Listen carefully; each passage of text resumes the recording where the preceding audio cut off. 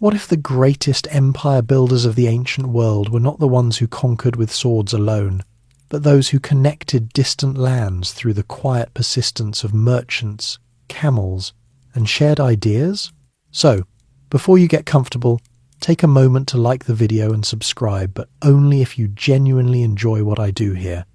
If you're listening from somewhere special tonight, drop your location and the local time in the comments. It's always nice to know where everyone is drifting off to sleep.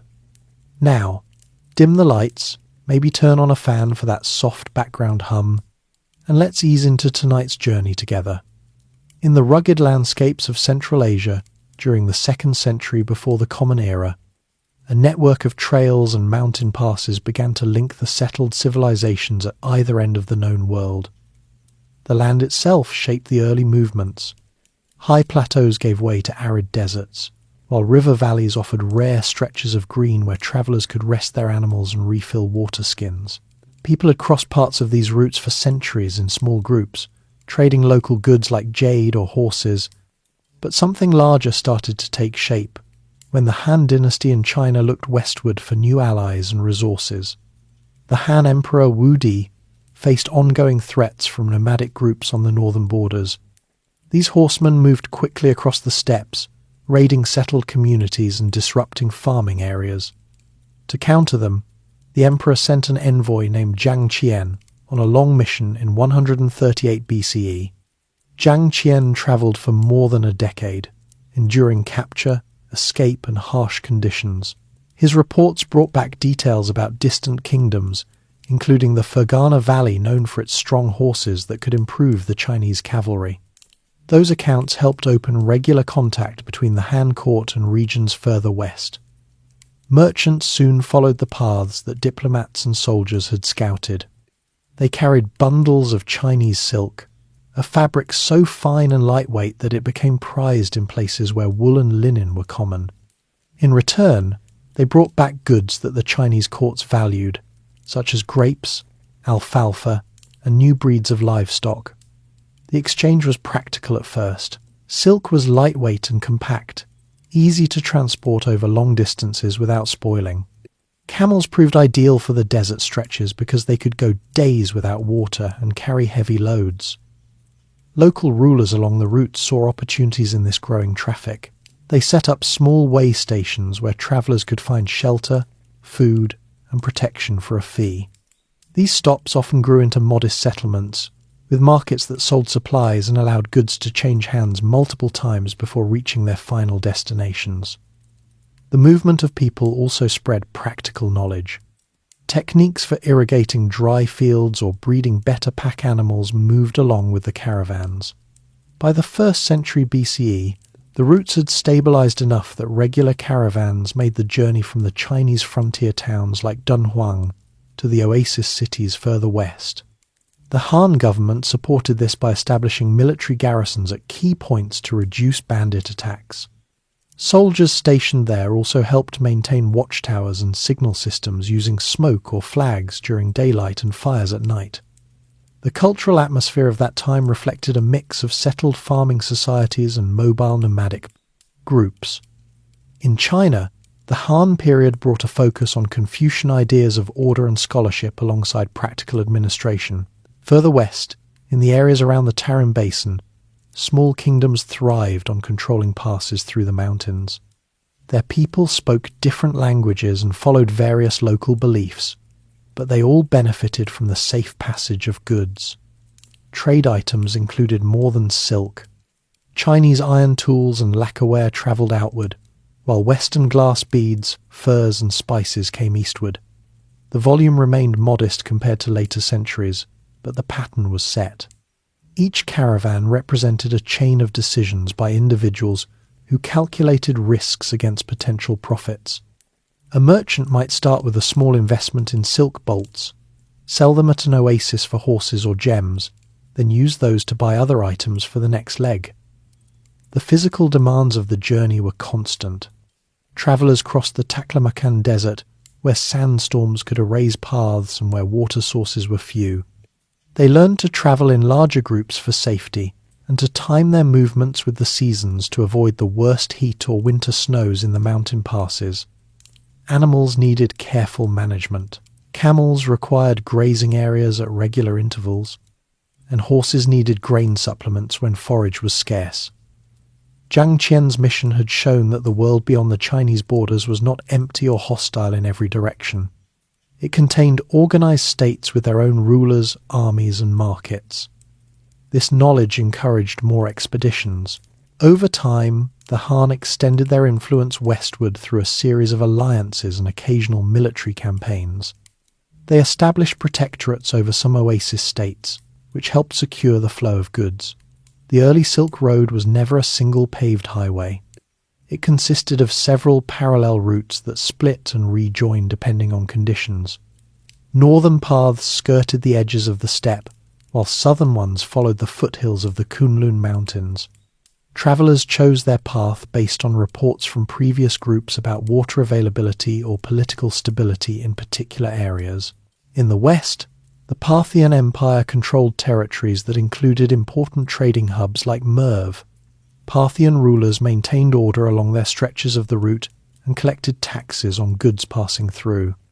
They also facilitated exchanges with the Roman world further west, though direct contact between Han, China and Rome remained rare. Most goods changed hands many times before reaching the Mediterranean. The human side of these early connections involved ordinary people adapting to new opportunities. A farmer in a Chinese village might produce extra silk for sale to a passing trader. A nomad herder could earn money by guiding caravans through familiar territory. An oasis dweller might learn a few words of a foreign language to bargain more effectively. These small interactions built the foundation for larger cultural exchanges that would develop later.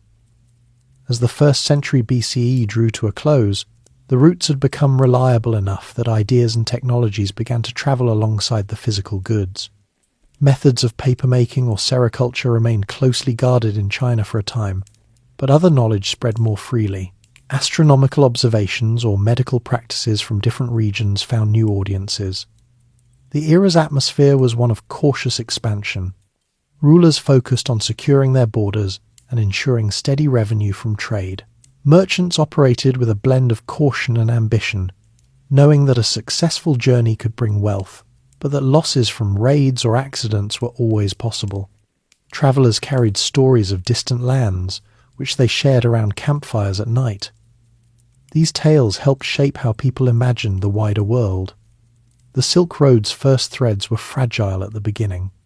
They depended on stable political conditions, reliable water sources, and the willingness of different groups to allow passage. Yet those threads held and gradually strengthened as more people saw the benefits of keeping the routes open. The movement of goods created incentives for cooperation even among groups that had little else in common. By the time the Han dynasty faced internal challenges in the 1st century CE, the basic framework of long-distance trade across Central Asia was established. The routes would shift and adapt with changing powers, but the core idea of connecting east and west through overland paths had taken root.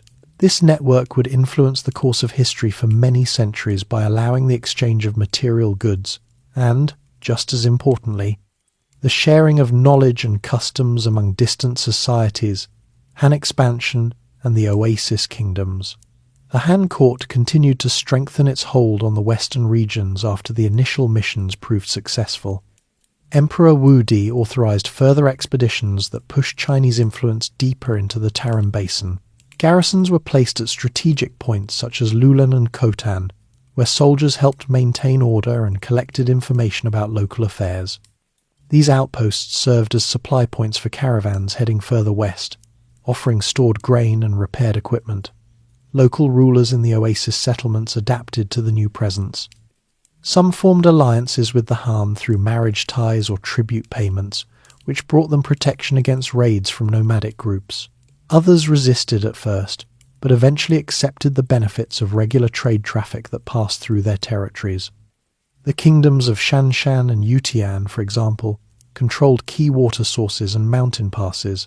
Their leaders managed markets where goods from China were exchanged for local products like jade and fine wool. Caravans grew in size during this period. A typical group might include dozens of merchants, guides, and armed escorts travelling with hundreds of camels and horses. They followed established schedules tied to the seasons, departing after the spring thaw and aiming to reach major stops before winter set in. The journey from the Chinese frontier to the Pamir Mountains could take several months, with stops every few days at wells or small villages. Trade goods became more varied. In addition to silk, Chinese merchants carried mirrors, pottery and spices that had reached China from southern ports. From the west came silverware, precious stones, and new crop seeds that Chinese farmers tested in their fields. The movement created a chain of economic activity. A bolt of silk sold in an oasis might be traded for a string of beads, which then bought leather goods further along the line. Profits accumulated at each step, encouraging more participants. The cultural mix in the oasis kingdoms reflected their position as meeting points. People spoke languages from the Indo-European family, alongside those influenced by Chinese administration. Religious practices included local spirit worship mixed with emerging Buddhist ideas that had begun to travel eastward from India. Monks sometimes accompanied caravans, carrying texts and small statues that found new homes in cave temples carved into cliffs near Dunhuang. Han officials introduced administrative systems in the areas under their control. They appointed protectors who oversaw tax collection and dispute resolution. Records were kept on wooden slips or early paper, noting the passage of caravans and the types of goods carried. These documents provide a glimpse into daily operations, such as the number of animals in a group or the names of merchants from different regions. Nomadic groups on the fringes continued to interact with the settled areas. Some offered horses and furs in exchange for grain and metal tools. Others served as guides or provided protection for a share of the profits. The relationship was not always peaceful, but periods of stability allowed trade to flourish. The Xiongnu Confederation, which had pressured the Han borders earlier, gradually lost influence as Chinese forces pushed them further north. Agricultural techniques spread along the routes. Farmers in the oases learned new methods for growing wheat and millet using irrigation channels fed by mountain streams. In return, knowledge of grape cultivation moved eastward and took root in Chinese vineyards. These exchanges improved food supplies for both travellers and local populations, supporting larger settlements. By the late 1st century BCE, the Han had established a protectorate over much of the Tarim Basin. This arrangement brought relative security to the main routes. Merchants from as far as Bactria in the west began to make regular trips, bringing goods produced under Greek-influenced styles that had lingered after Alexander the Great's campaigns centuries earlier. Coins from different mints circulated, showing the economic ties that crossed political boundaries. Life in the oasis towns followed a steady rhythm. Markets opened at dawn with calls from vendors selling fresh dates, bread, and dried meats. Travellers rested in simple hostels built of mud bricks, sharing stories of their journeys. Artisans worked on items for trade, such as decorated pottery or woven rugs that combined patterns from multiple traditions. The sound of camel bells marked the arrival and departure of caravans, becoming a familiar part of daily life. The Han government benefited from the trade through taxes and the acquisition of luxury items for the imperial court. Silk remained a key export, but other products like lacquered boxes and bronze mirrors gained popularity abroad. In exchange, the court received exotic animals, including lions and ostriches that arrived after long journeys through multiple hands. These items were displayed in imperial parks as symbols of the empire's reach. Political changes within China affected the Western connections. When the Han faced succession disputes and rebellions in the 1st century CE, control over the distant garrisons weakened. Some outposts were abandoned temporarily, allowing local rulers to regain more independence. Yet the trade routes did not disappear. Merchants continued to operate under the protection of whichever authority held the passes at the time. The Kushan Empire rose in the west during this same period, controlling areas from Bactria to northern India. Kushan rulers promoted trade and patronized Buddhism, which helped spread the religion along the Silk Road. Buddhist monasteries built near trade stops, offered shelter to travelers, and served as centers for copying texts and creating art. Sculptures from this time show a blend of Indian, Greek, and local styles, reflecting the cultural flows.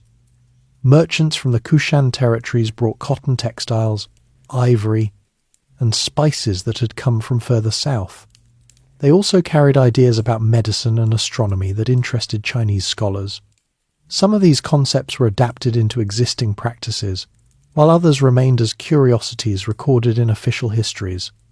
The oasis kingdoms maintained their role as intermediaries. Rulers collected tolls and provided guides, ensuring that caravans could pass safely.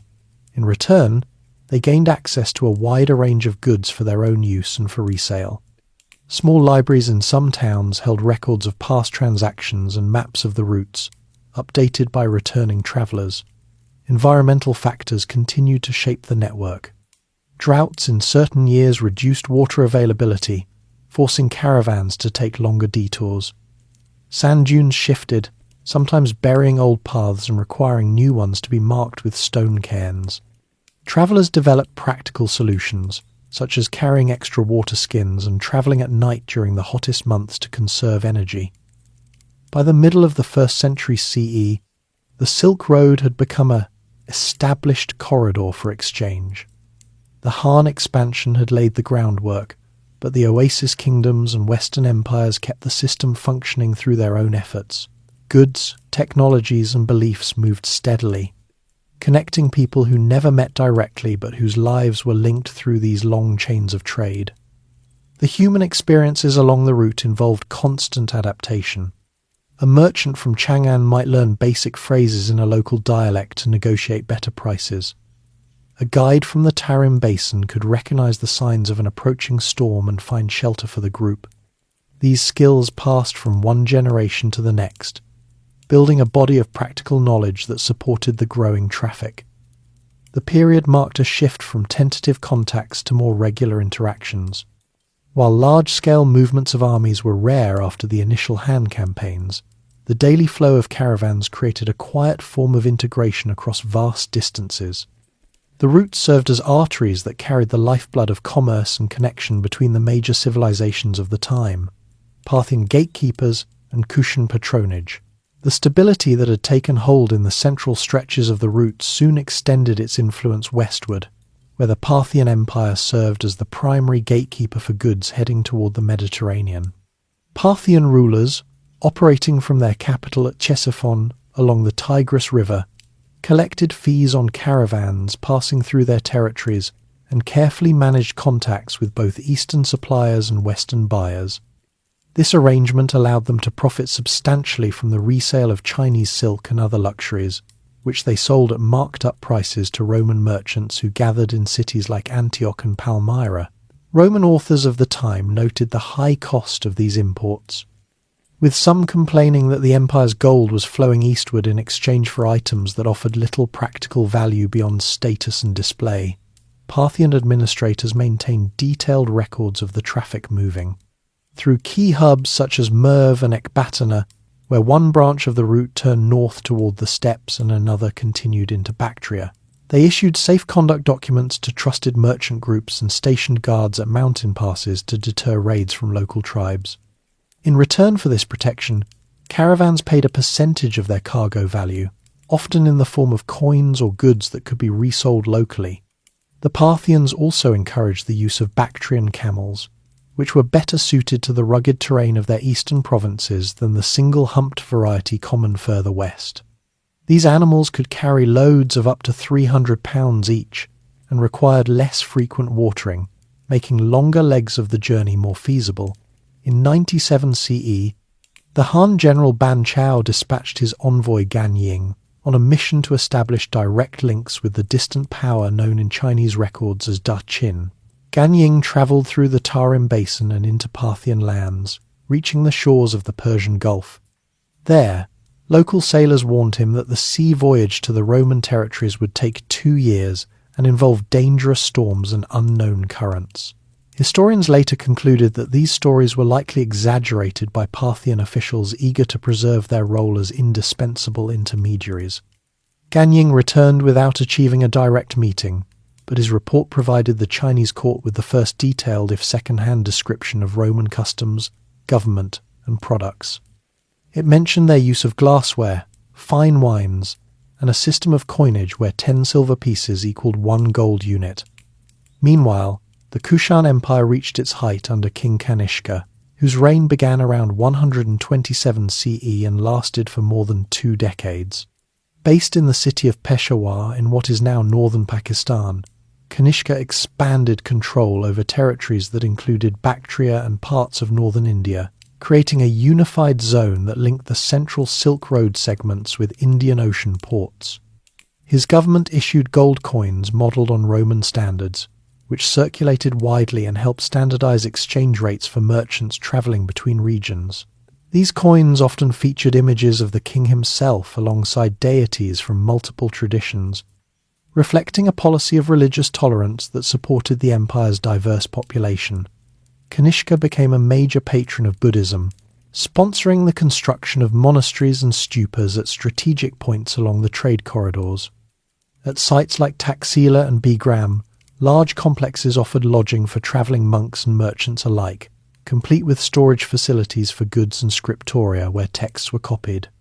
He convened a Buddhist council that helped standardize doctrines and encouraged the translation of scriptures into local languages, including Sanskrit versions that made the teachings more accessible to scholars from different backgrounds. Monks from Kushan territories, such as Lokaksema, later carried these texts eastward to China, where they began the process of adapting Buddhist ideas to local audiences. The artistic style that emerged in Gandhara during this period showed clear influences from multiple sources. Sculptors working in the region produced Buddha figures with realistic facial features, draped robes resembling Greek and Roman togas, and serene expressions drawn from Indian traditions. These statues, carved from schist or stucco, were placed in monasteries and along caravan routes as objects of devotion and markers of safe stopping points. Merchants often commissioned smaller versions to carry with them for personal protection during journeys. The blending of styles created a distinctive visual language that spread with the religion itself, appearing in cave temples further east and influencing later Chinese Buddhist art. Trade under Kushan oversight included a wide range of items beyond silk. Indian cotton textiles, ivory carvings, and spices such as pepper and cinnamon moved westward through Parthian markets and into Roman hands. In exchange, Roman glass beads, coral, and wine amphorae travelled eastward, while Chinese lacquerware and iron implements continued to flow through the system. Kushan ports on the western coast of India served as outlets for maritime extensions of the overland routes, where goods could be loaded onto ships bound for Roman Egypt during the monsoon seasons. This combination of land and sea paths increased the overall volume of exchange and reduced reliance on any single corridor. Key oasis cities under Kushan influence, such as Begram, became thriving centres where warehouses held treasures from across the known world. Archaeological finds from these sites include Roman-style bronze vessels, Chinese mirrors, and Indian ivories stored together, indicating the cosmopolitan nature of daily commerce. Local artisans produced hybrid goods that combined techniques from different regions, such as fused glassware that incorporated Chinese colour methods with Parthian shapes. Markets operated on a schedule tied to caravan arrivals, with auctions for high-value items and fixed stalls for everyday supplies like dried fruits, leather harnesses, and medicinal herbs. The relative peace among the 4 major powers of the era, the Han in the east, the Kushans in the centre, the Parthians in the west, and the Romans beyond, created what some later historians called a period of balanced stability. None of these empires sought to conquer the others outright during the 2nd century CE, allowing resources to focus on internal development and trade facilitation.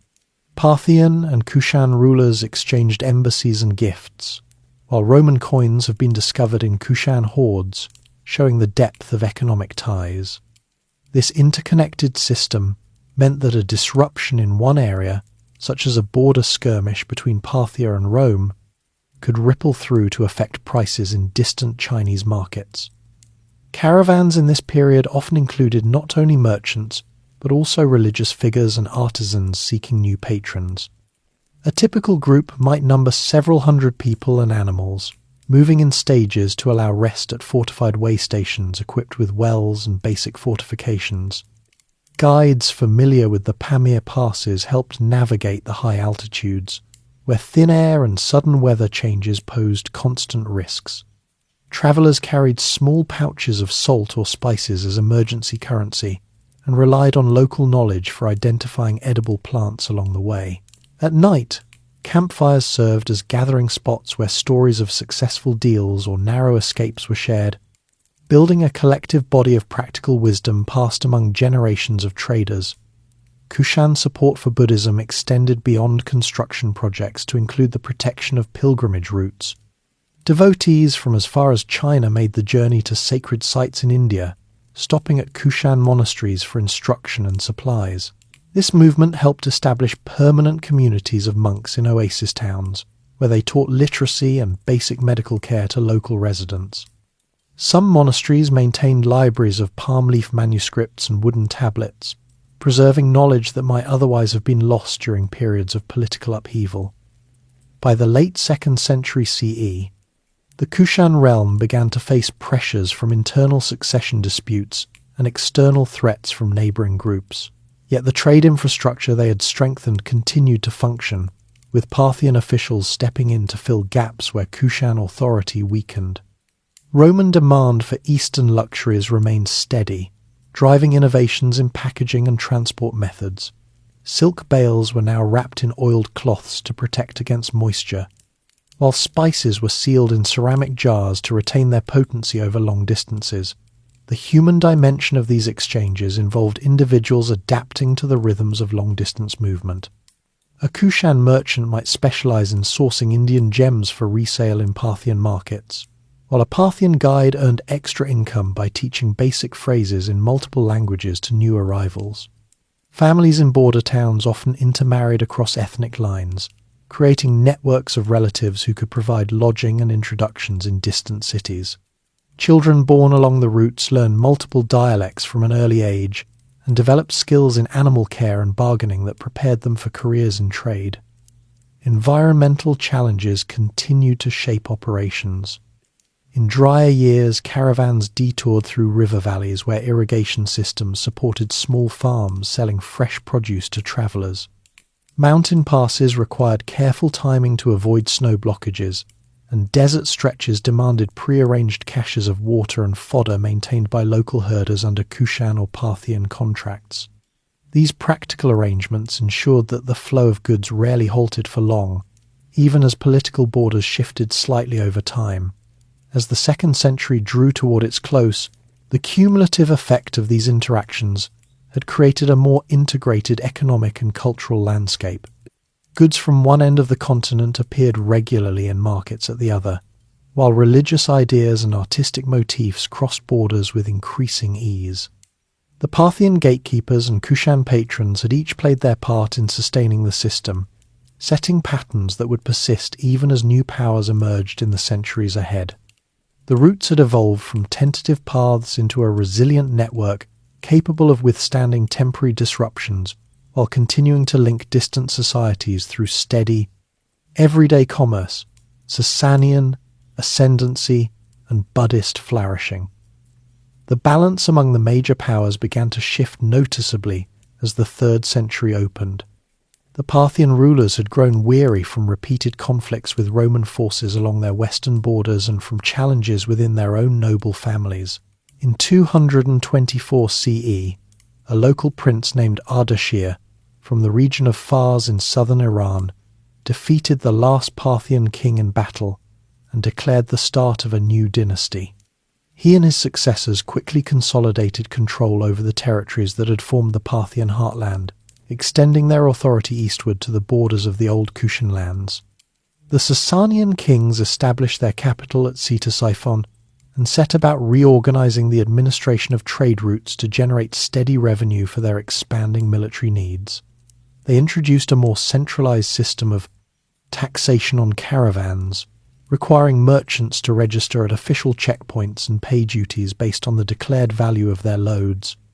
In exchange, the Sasanians provided stronger protection through a network of fortified stations manned by regular troops rather than local levies.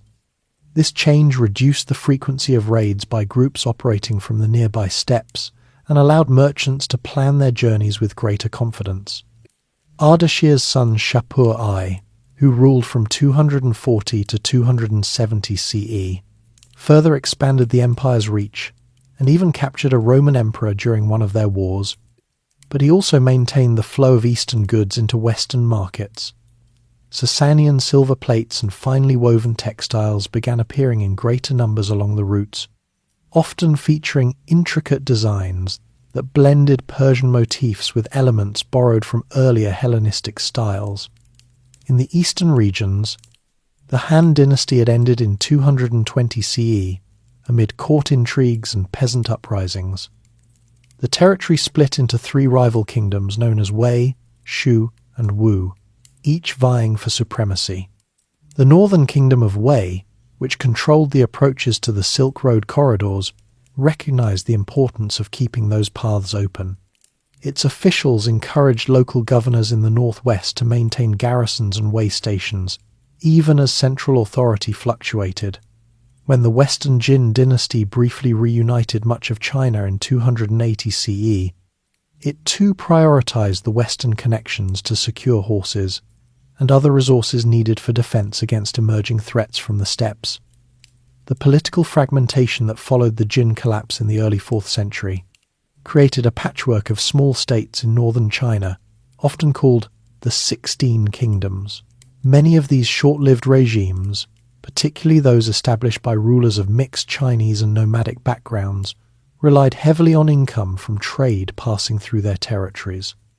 The former Liang and later Liang states, centered around the Gansu corridor, actively repaired irrigation systems and built new hostels to attract caravans. Their leaders granted tax exemptions to merchants who agreed to settle and contribute skills or goods locally, which helped stabilize the local economies during times of uncertainty.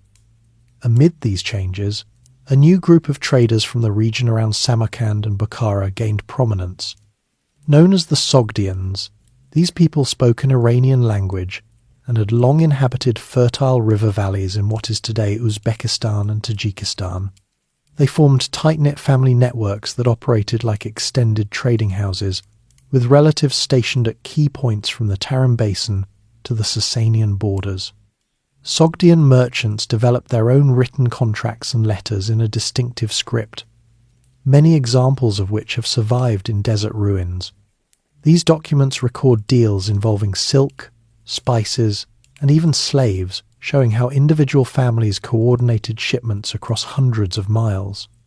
Some Sogdian communities established permanent settlements in oasis towns, where they built their own temples and maintained warehouses stocked with goods from multiple regions. The Sogdians specialized in carrying lighter, high-value items that could yield quick profits, such as pearls from the Indian Ocean, medicinal herbs, and small batches of Chinese paper that had begun to replace heavier bamboo or wooden records in some areas. Their presence added a layer of reliability to the system because they often acted as neutral brokers between Chinese suppliers and Western buyers. Families passed down route knowledge through generations, including details about which mountain passes were safest in certain seasons and which local officials could be trusted for fair dealings. Religious activity along the routes intensified during this period of political flux. Buddhism, which had gained a foothold earlier under Kushan patronage, now spread more widely into China as people sought comfort amid the instability of frequent regime changes. Monasteries sprang up in the northern kingdoms, often funded by merchants who donated a portion of their earnings in hopes of ensuring safe journeys. Monks from Central Asian cities like Kucha travelled eastward, bringing Sanskrit texts that they translated into Chinese with the help of local scholars. These translations introduced concepts such as karma and meditation practices that resonated with Chinese ideas of balance and self-cultivation. Some rulers of the northern states sponsored large translation projects, gathering teams of monks in specially built halls where work continued day and night. One notable figure from this time was a monk named Fotudeng, who arrived in northern China around 310 CE from the western regions.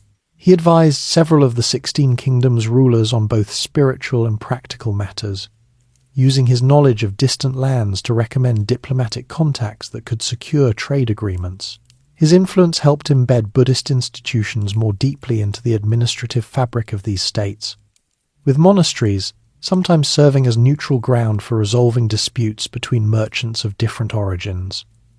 Another faith that began to travel the routes during the mid-3rd century was Manichaeism, founded by a prophet named Mani in the Sasanian territories.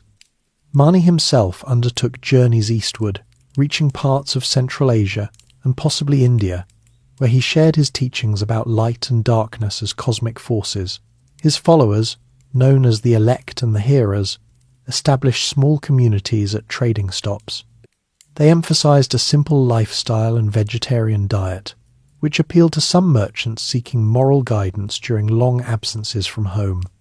Manichaean texts, written in multiple languages including Sogdian and Chinese, described a universal religion that incorporated elements from Zoroastrianism, Christianity, and Buddhism, making it adaptable to the diverse audiences along the Silk Road. Zoroastrianism, the traditional faith of the Sasanian rulers, also maintained a presence. Fire temples were constructed at some key caravan halts under Sasanian control, where priests tended eternal flames and offered blessings for safe passage. The Sasanians promoted their religion as a unifying force within their empire, but generally allowed other beliefs to coexist as long as they did not challenge royal authority. This tolerance facilitated the continued movement of people and ideas, preventing religious conflicts from disrupting the flow of goods.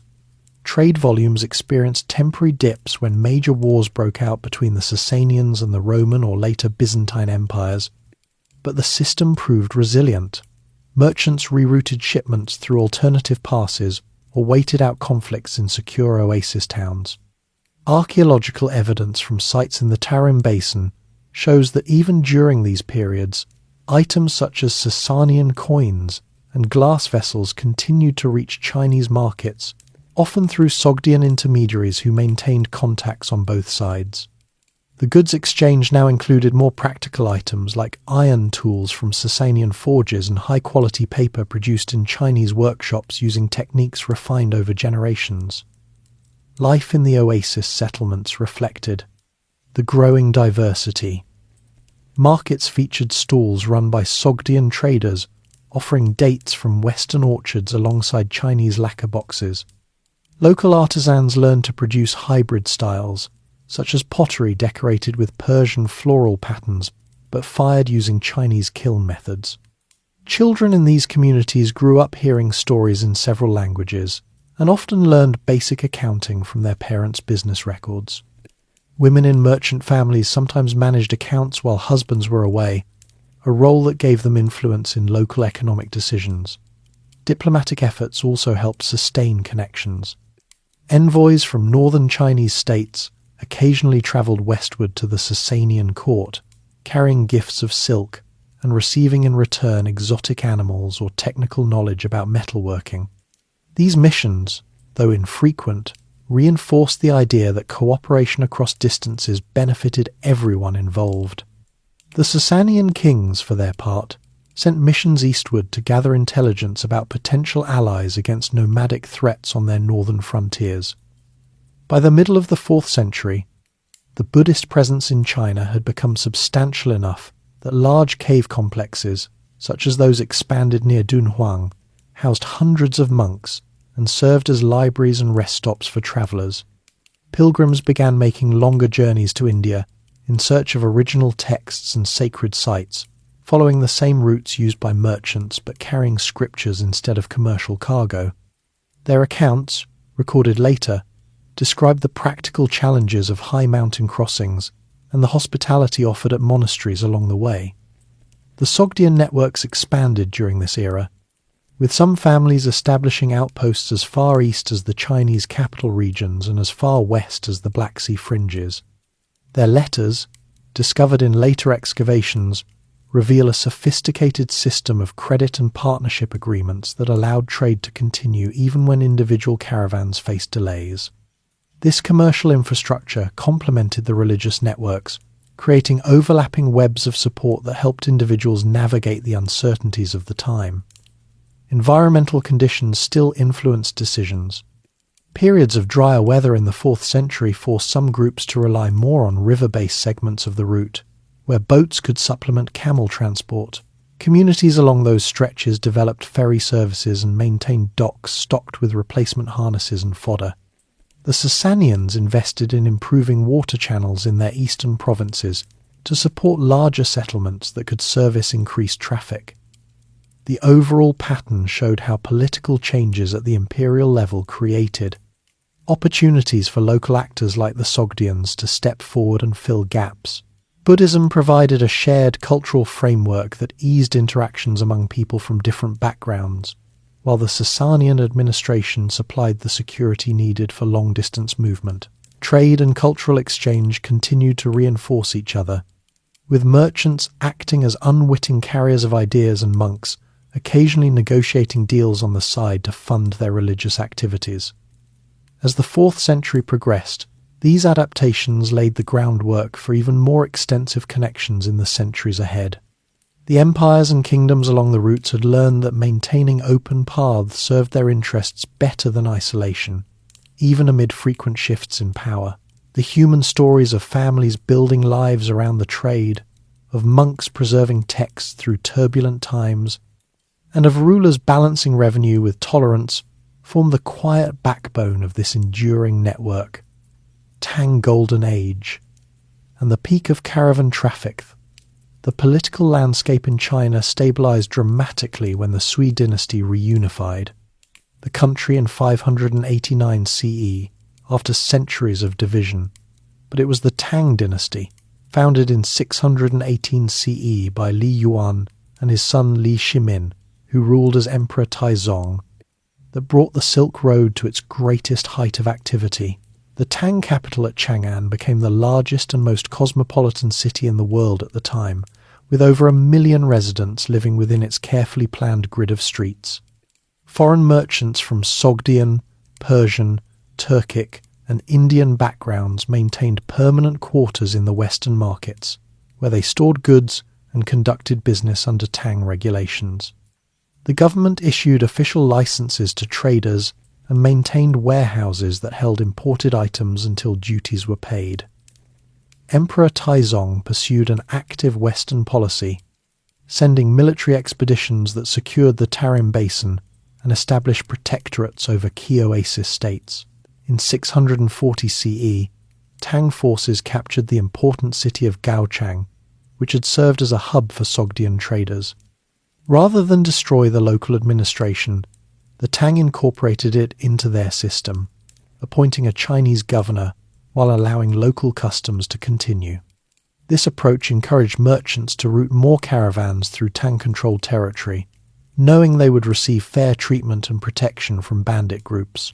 By the mid-7th century, Tang armies had pushed as far as the Pamir Mountains, creating a corridor of relative security that stretched from Chang'an deep into Central Asia. The volume of trade surged under these conditions.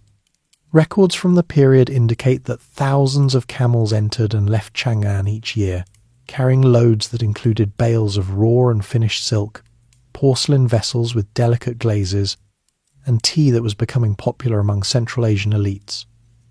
In return, merchants brought horses from the Fergana region, which the Tang military prized for their speed and endurance. Other imports included frankincense and myrrh for use in Buddhist rituals, pearls and coral from Indian waters, and fine woolen textiles from Persian workshops. The Tang court itself consumed large quantities of these luxuries, using them to reward officials and entertain foreign envoys who arrived with tribute missions. Tang emperors maintained a policy of openness toward foreign ideas and peoples. Chang'an hosted communities of Nestorian Christians, Zoroastrians, and Manichaeans alongside the growing number of Buddhist temples and Taoist shrines. A famous Nestorian stele, erected in 781 CE, records how a monk named Alopen arrived from the west in 635 CE and received permission from Emperor Taizong to translate scriptures and build a church. Similar tolerance extended to merchants, who could practice their own religions in designated areas without interference. This atmosphere made the city a magnet for travelers seeking both profit and new experiences. Sogdian traders continued to dominate much of the overland commerce, but now they operated under Tang oversight. Many Sogdians settled permanently in Chinese cities, adopting Chinese surnames while maintaining their family trading networks. Their women sometimes ran businesses in their husband's absence, and their children attended schools where they learned both Sogdian and Chinese writing. Archaeological finds from Turfan show Sogdian language contracts mixed with Chinese administrative documents, illustrating the daily blending of cultures in frontier towns. The Tang government improved the infrastructure supporting the routes. They repaired and expanded the Great Wall sections in the northwest, and built new beacon towers that used smoke signals by day and fire signals by night to relay messages across long distances. Postal stations along the main roads provided fresh horses for official couriers and basic lodging for merchants. These stations also served as markets where small transactions could take place without the need to travel all the way to major cities. Irrigation projects in the Hexi corridor increased agricultural output, ensuring that caravans could purchase reliable supplies of grain and fodder at reasonable prices. Buddhist pilgrimage reached new levels during the Tang. The most famous traveller was the monk Xuanzang, who left Chang'an in 629 CE without official permission and spent 16 years journeying to India and back. He crossed the Gobi Desert, climbed the Tian Shan mountains, and navigated the Hindu Kush before reaching the great Buddhist centres in northern India. Along the way, he studied with local masters and collected hundreds of Sanskrit manuscripts. Upon his return in 645 CE, Emperor Taizong welcomed him and provided support for a massive translation project that produced Chinese versions of key Buddhist texts. Xuanzang's detailed record of his journey, known as the Great Tang Records on the Western regions, described the landscapes, customs, and political conditions he encountered, offering later generations a vivid picture of Central Asia in the 7th century. Other pilgrims followed similar paths, and their movements helped spread not only religious teachings, but also practical knowledge. Monks introduced new varieties of fruit trees and medicinal plants to Chinese gardens. Some brought back techniques for dyeing textiles or refining sugar that found their way into local workshops. Monasteries along the routes expanded their roles as rest stops, with larger kitchens and storage rooms to accommodate the increased number of travellers. The Tang also engaged with the emerging power of the Tibetan Empire, which controlled important passes through the Himalayas and sometimes disrupted or protected segments of the southern routes. Diplomatic marriages, such as the one between a Tang princess and the Tibetan king Songtsen Gampo around 641 CE, helped secure peaceful relations and keep trade flowing. Tibetan officials occasionally escorted caravans through their territories in exchange for shares of the goods or access to Chinese technologies like paper and printing methods that were beginning to develop. In the west, the Sasanian Empire fell to the rising Arab forces in the mid-7th century. The Battle of Qadisi year in 636 CE and the subsequent conquest of Ctesiphon marked the end of Sasanian rule. Many Persian nobles and merchants fled eastward, bringing their skills and knowledge into Tang territories. Some settled in Chang'an and introduced new culinary practices, such as the use of certain spices and cooking methods that influenced Tang cuisine. Others joined existing trading networks, adding Persian glassware and metalwork to the goods moving along the Silk Road. The early Islamic caliphates that replaced the Sasanians initially focused on consolidating their western holdings, but they soon recognized the value of the eastern trade. Arab merchants began appearing in Central Asian markets, bringing silver coins and new administrative practices. The Tang court received envoys from the Umayyad and later Abbasid caliphs, exchanging gifts and establishing protocols for safe conduct. This contact introduced Chinese officials to Islamic ideas about law and governance, though direct influence remained limited at first. Caravan traffic reached its peak in the early 8th century under Emperor Xuanzong. Markets in Chang'an overflowed with goods from every direction. Foreign musicians and dancers performed in the entertainment quarters, while restaurants served dishes adapted from Western recipes. The government minted large quantities of copper coins to facilitate trade, and these coins have been found as far west as the Abbasid territories.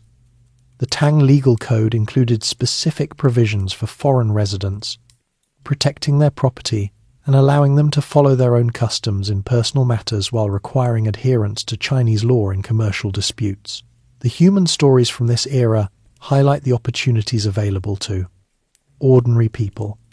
A young Sogdian man might start as an assistant in his family's warehouse in Turfan, learning to evaluate silk quality and calculate exchange rates. Over time, he could lead his own small caravan westward, returning with profits that allowed him to expand the family business.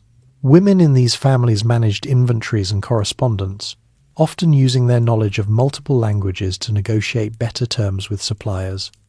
Soldiers stationed at frontier garrisons supplemented their pay by offering escort services to merchants, creating personal networks that lasted across generations.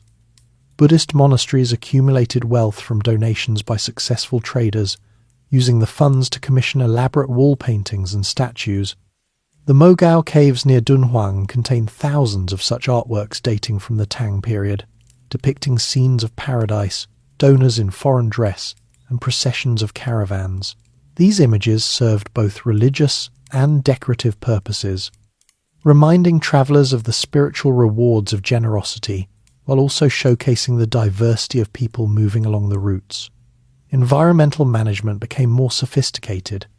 Tang engineers improved canal systems that linked river transport with overland paths, allowing heavier goods to move more efficiently in certain seasons. They also planted trees along key stretches to provide windbreaks and shade, reducing the impact of sandstorms in the desert areas. Weather observation stations shared information about approaching storms, helping caravans time their departures. The peak of Tang prosperity began to face challenges by the middle of the 8th century. The An Lushan Rebellion, which broke out in 755 CE, weakened central control and disrupted the western garrisons. Many foreign communities in Chang'an suffered during the unrest, and some merchants relocated their operations to more stable southern ports. Yet the core routes did not collapse entirely. Local commanders in the northwest continued to facilitate trade on a reduced scale, and the Sogdian networks proved flexible enough to adapt to the new conditions. Even as Tang power waned after the rebellion, the cultural exchanges set in motion during the Golden Age left lasting marks. New varieties of crops, musical instruments, and clothing styles had been integrated into Chinese life. Buddhist schools that developed during this period, such as Chan, later known as Zen, drew on ideas that had travelled along the Silk Road. The cosmopolitan atmosphere of the Tang capital influenced literature and art for centuries afterward, with poets describing the sights and sounds of foreign quarters in vivid detail. The era demonstrated how a strong, open administration in China, combined with stable conditions in Central Asia, could support an unprecedented level of long-distance exchange. Merchants, monks, and officials each contributed to keeping the routes active, creating a period when the Silk Road truly functioned as a bridge between civilizations on a scale never seen before. The wealth and ideas that flowed during these decades shaped the development of societies at both ends of the network and left a legacy that would influence later periods, even after the Tang dynasty itself had passed into history. Uigarr and Tibetan influence in the fragmented era after. The An Lushan Rebellion weakened the Tang central government. Control over the northwestern corridors passed increasingly into the hands of local powers and nomadic confederations that had long interacted with the settled regions. One group that rose to prominence in the mid-8th century was the Uyghurs, a Turkic-speaking people who established a powerful khaganate centered in the Orkhon Valley of Mongolia. They had assisted the Tang in suppressing the rebellion and received generous rewards in the form of trade privileges and marriage alliances. By 744 CE, the Uyghurs had unified several Turkic tribes and soon extended their influence southward into the Tarim Basin and the Gansu Corridor, where they could directly oversee segments of the Silk Road. The Uyghur rulers maintained friendly relations with the Tang court for several decades, supplying horses in exchange for large quantities of silk that they then resold westward. Their capital at Karabalga soon became a hub where Sogdian merchants mingled with Turkic administrators and Chinese envoys. The Uyghurs adopted elements of Sogdian culture, including the use of a Sogdian-derived script for their own language, which allowed them to keep detailed records of tribute and trade transactions. Many Uyghur nobles converted to Manichaeism, which had spread among the Turkic peoples through Sogdian missionaries. Manichaean temples in Uyghur territory offered lodging to travellers and maintained storehouses for goods, functioning much like the Buddhist monasteries further south. Uyghur control brought a measure of stability to the northern routes during a time when Tang authority had receded. They protected caravans from raids by rival tribes and collected tolls that funded their growing administration. Merchants appreciated the predictability, even if the fees were sometimes higher than under direct Tang rule. Uyghur horsemen escorted large caravans through the steppes, using their knowledge of seasonal pastures to keep animals well fed. In return, they acquired Chinese luxury goods that enhanced the status of their elite families. Some Uyghur leaders even maintained residences in Chang'an, where they could conduct business directly with Tang officials. Further south, the Tibetan Empire reached the height of its power in the 8th and early 9th centuries under kings such as Trisong Detsen. Tibetan forces expanded westward into the Tarim Basin and eastward into the Hexi Corridor, at times clashing with both Tang and Uyghur interests. They captured key oasis cities like Dunhuang for periods and established garrisons that collected taxes on passing trade. Tibetan administrators proved pragmatic, often allowing existing Sogdian and Chinese merchant communities to continue their activities while imposing their own system of duties. Buddhist monasteries in Tibetan-controlled areas received royal patronage, and the king sponsored the translation of scriptures into Tibetan, creating a distinct Buddhist tradition that incorporated elements from Indian, Chinese, and Central Asian sources. The Tibetan presence opened alternative southern routes that skirted the main Tarim paths and crossed higher passes through the Kunlun and Himalayan ranges. These paths were more difficult but offered access to Indian markets and avoided some of the conflicts affecting the northern corridors.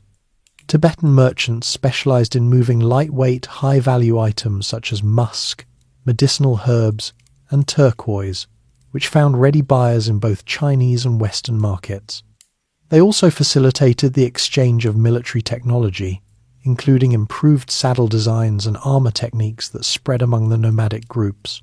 During the late Tang period, the interplay between Uyghur, Tibetan, and residual Tang forces created a complex but functional balance.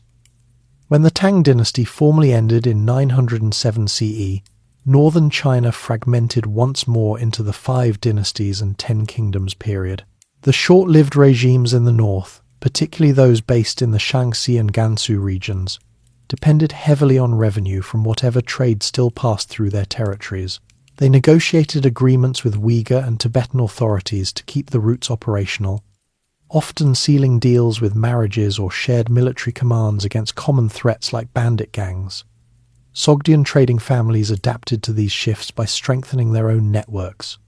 Many relocated their main operations to towns like Ganzhou and Dunhuang, where they could deal directly with whichever power held local sway. Their letters from this era, preserved in dry desert conditions, show families coordinating shipments across political boundaries, using trusted agents who spoke multiple languages and understood the different tax systems. Some Sogdian clans intermarried with Uyghur or Tibetan elites, creating hybrid families that combined commercial expertise with political connections. Religious life continued to evolve amid the changes. Manichaeism remained strong among the Uyghurs until the mid-9th century, when internal shifts and external pressures led many to adopt Buddhism instead. Buddhist cave temples in the region expanded, with new chambers added to house-growing collections of texts and images donated by merchants seeking merit for safe journeys.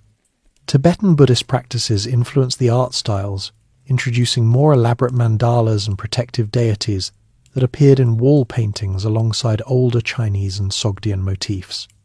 Monasteries served as neutral zones where merchants from rival groups could meet safely to arrange deals or resolve disputes.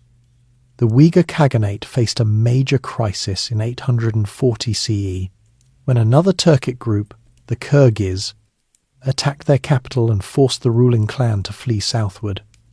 Many Uyghurs resettled in the Turfan Basin and Gansu, where they established smaller kingdoms that continued to facilitate trade. These Western Uyghur states maintained close ties with the emerging Song dynasty in China after 960 CE, and with the Kara Khanid Khanate that arose in Central Asia. They specialized in producing and exporting fine cotton textiles and paper, while importing horses and jade that were highly valued in Chinese markets. Tibetan influence persisted in the southern corridors, even after the Tibetan Empire fragmented in the mid-9th century.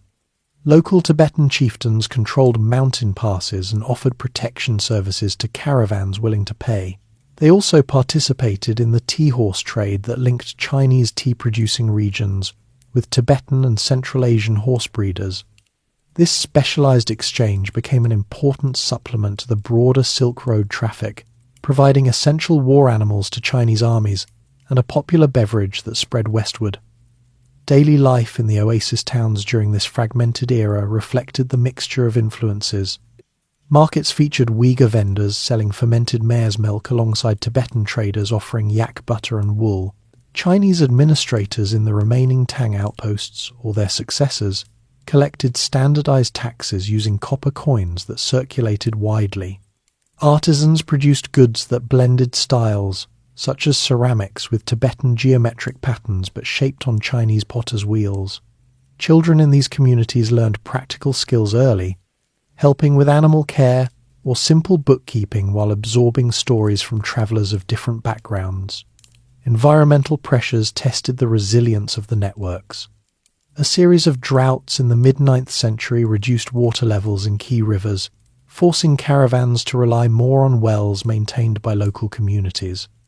Uyghur and Tibetan groups organized labor to dig deeper wells and repair irrigation channels, ensuring that critical stopping points remained viable. Nomadic herders on the fringes supplied additional camels and horses when settled breeders faced shortages, creating economic links between mobile and fixed populations. Diplomatic contacts continued despite the political divisions. Envoys from the 5 dynasties traveled to Uyghur courts with gifts of silk and received horses and intelligence about conditions further west in return. Similar missions reached Tibetan leaders, helping to prevent major conflicts that could close the routes entirely. These exchanges kept information flowing about market conditions, new products, and potential dangers, allowing merchants to adjust their plans accordingly. By the late 10th century, as the Song dynasty consolidated power in southern and central China, the northern routes operated under a looser arrangement involving Uyghur, Tibetan, and emerging Turkic Khanates. The Song government focused more on maritime trade through southern ports, but still valued the overland connections for obtaining superior horses and certain luxury items. They established horse trading offices in border towns where Uyghur and Tibetan suppliers could sell animals under regulated conditions. The period of fragmentation showed the durability of the Silk Road system. Even without a single dominant empire controlling the entire length, local powers and merchant networks found ways to keep goods and people moving. The Uyghurs and Tibetans each contributed their own strengths: military protection, alternative routes, and specialized commodities that complemented rather than replaced the existing infrastructure. Religious institutions provided continuity and support services that helped bridge gaps during times of political uncertainty. Merchants learned to operate with greater flexibility, maintaining contacts with multiple authorities and diversifying their cargoes to reduce risk. Families built resilience by spreading members across different regions, ensuring that if one segment of the route faced disruption, others could continue the business. The cultural exchanges that had begun centuries earlier continued, with new artistic motifs and religious practices spreading through the same channels that carried silk and spices. This era of multiple influences set the stage for the next major transformation when a new force from the steppes would unify much of the overland network under a single authority. The adaptations made during the Uyghur and Tibetan periods of prominence demonstrated that the routes could survive and even thrive amid changing political landscapes, as long as practical benefits outweighed the costs of insecurity. The human connections forged through trade, marriage, and shared religious spaces created a foundation that later powers would build upon, ensuring that the movement of goods and ideas across Central Asia remained a defining feature of the region for centuries to come. Mongol unification and the Pax Mongolica. The scattered powers that had managed segments of the routes for centuries faced a decisive change when the Mongol tribes of the eastern steppes began to consolidate under one leader in the early 13th century. Temujin, born into a minor clan around 1162, spent his early years navigating the harsh realities of tribal rivalries, losing his father young and facing betrayal from former allies. Through a series of calculated alliances, raids, and demonstrations of loyalty, he built a following that crossed traditional clan lines. In 1206, at a grand assembly near the Onon River, the gathered chieftains proclaimed him Genghis Khan, meaning universal ruler, and committed their warriors to his command. This unification transformed the Mongols from a collection of feuding groups into a disciplined military force organized by a decimal system of units, with commanders selected for merit rather than birth. Genghis Khan directed his armies first against neighbouring tribes and then outward in a series of campaigns that reshaped Central Asia. Between 1209 and 1218, Mongol forces subdued the western Uyghur kingdoms and the Karakhanid territories, incorporating their administrative expertise and trading networks into the growing empire. The conquest of the Khwarezmian Empire, which controlled much of Persia and Transoxiana, followed in 1219 after a diplomatic incident involving the execution of Mongol envoys. Mongol armies under Genghis and his generals captured major cities like Samarkand and Bukhara, often offering surrender terms that allowed local populations to continue their work if they accepted Mongol overlordship. Resistance led to harsher measures, but once control was established, the Mongols quickly restored order and reopened markets to resume trade. The Mongol approach to governance emphasized practical control over vast territories. Genghis Khan divided the empire among his sons and appointed trusted officials to oversee conquered lands, many of whom were drawn from Uyghur, Chinese, and Persian backgrounds. They introduced a written legal code known as the Yasa, which standardized rules on everything from military discipline to the protection of merchants. This code, combined with the Mongols' tolerance for local customs and religions, helped stabilize the regions they ruled. By the time of Genghis Khan's death in 1227 during a campaign against the Western Xia, his empire stretched from the Pacific coast to the Caspian Sea, creating the largest contiguous land empire the world had yet seen. His successors continued the expansion. Ögedei Khan, who ruled from 1229 to 1241, completed the conquest of northern China and pushed further into Europe and the Middle East. The empire was then divided into four khanates: the Golden Horde in the west, the Chagatai Khanate in Central Asia, the Ilkhanate in Persia, and the Yuan dynasty in China under Kublai Khan, who became Great Khan in 1260. These semi-autonomous realms maintained close ties through a shared postal system called the Yam, which consisted of way stations spaced about every 25 miles along the main routes. Riders on fresh horses could cover up to 200 miles a day carrying official messages, orders, and news of market conditions. Merchants with special paisa tablets, gold or silver plaques, issued by the Khans, received the same protection and supplies, making long-distance travel safer than at any previous time. This period of relative peace and security, often called the Pax Mongolica, lasted roughly from the mid-13th to the mid-14th century. Trade volumes along the Silk Road increased dramatically because caravans could now cross the entire length of the empire without changing political authorities at every border.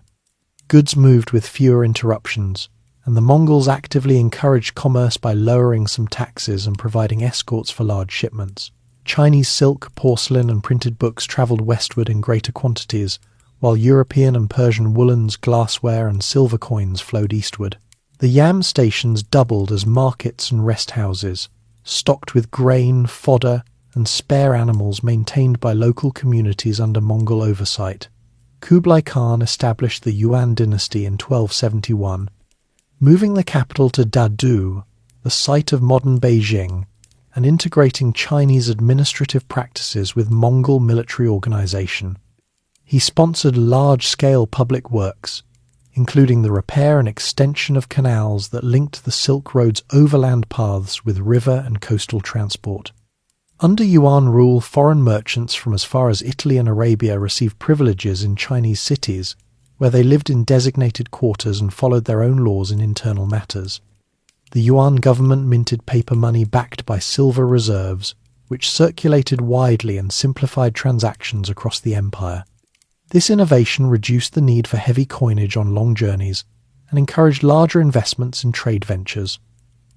One of the most famous travellers of this era was the Venetian merchant Marco Polo, who arrived in the Yuan court around 1275 with his father and uncle. They had journeyed overland through the Ilkhanate and Central Asia, following the well-maintained roads and staying at yam stations along the way. Polo spent 17 years in Kublai Khan's service, travelling to various provinces and carrying out administrative tasks. His later account, dictated while a prisoner in Genoa, described the wealth of Chinese cities, the efficiency of the postal system, the use of coal for fuel, and the production of paper money details that introduced many Europeans to the scale of Asian economies.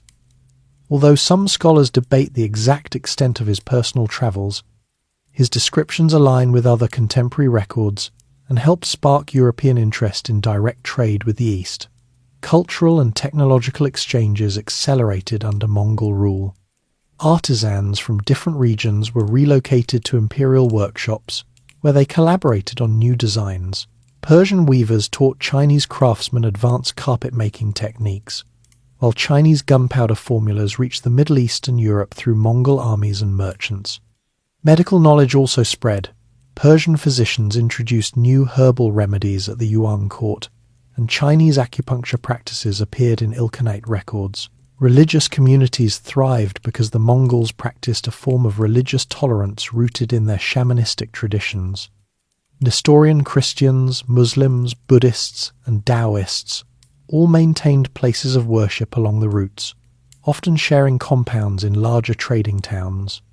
Franciscan friars from Europe, such as John of Montecorvino, established missions in Dadu with official permission, while Buddhist monks from Tibet and India continued their pilgrimages under Mongol protection.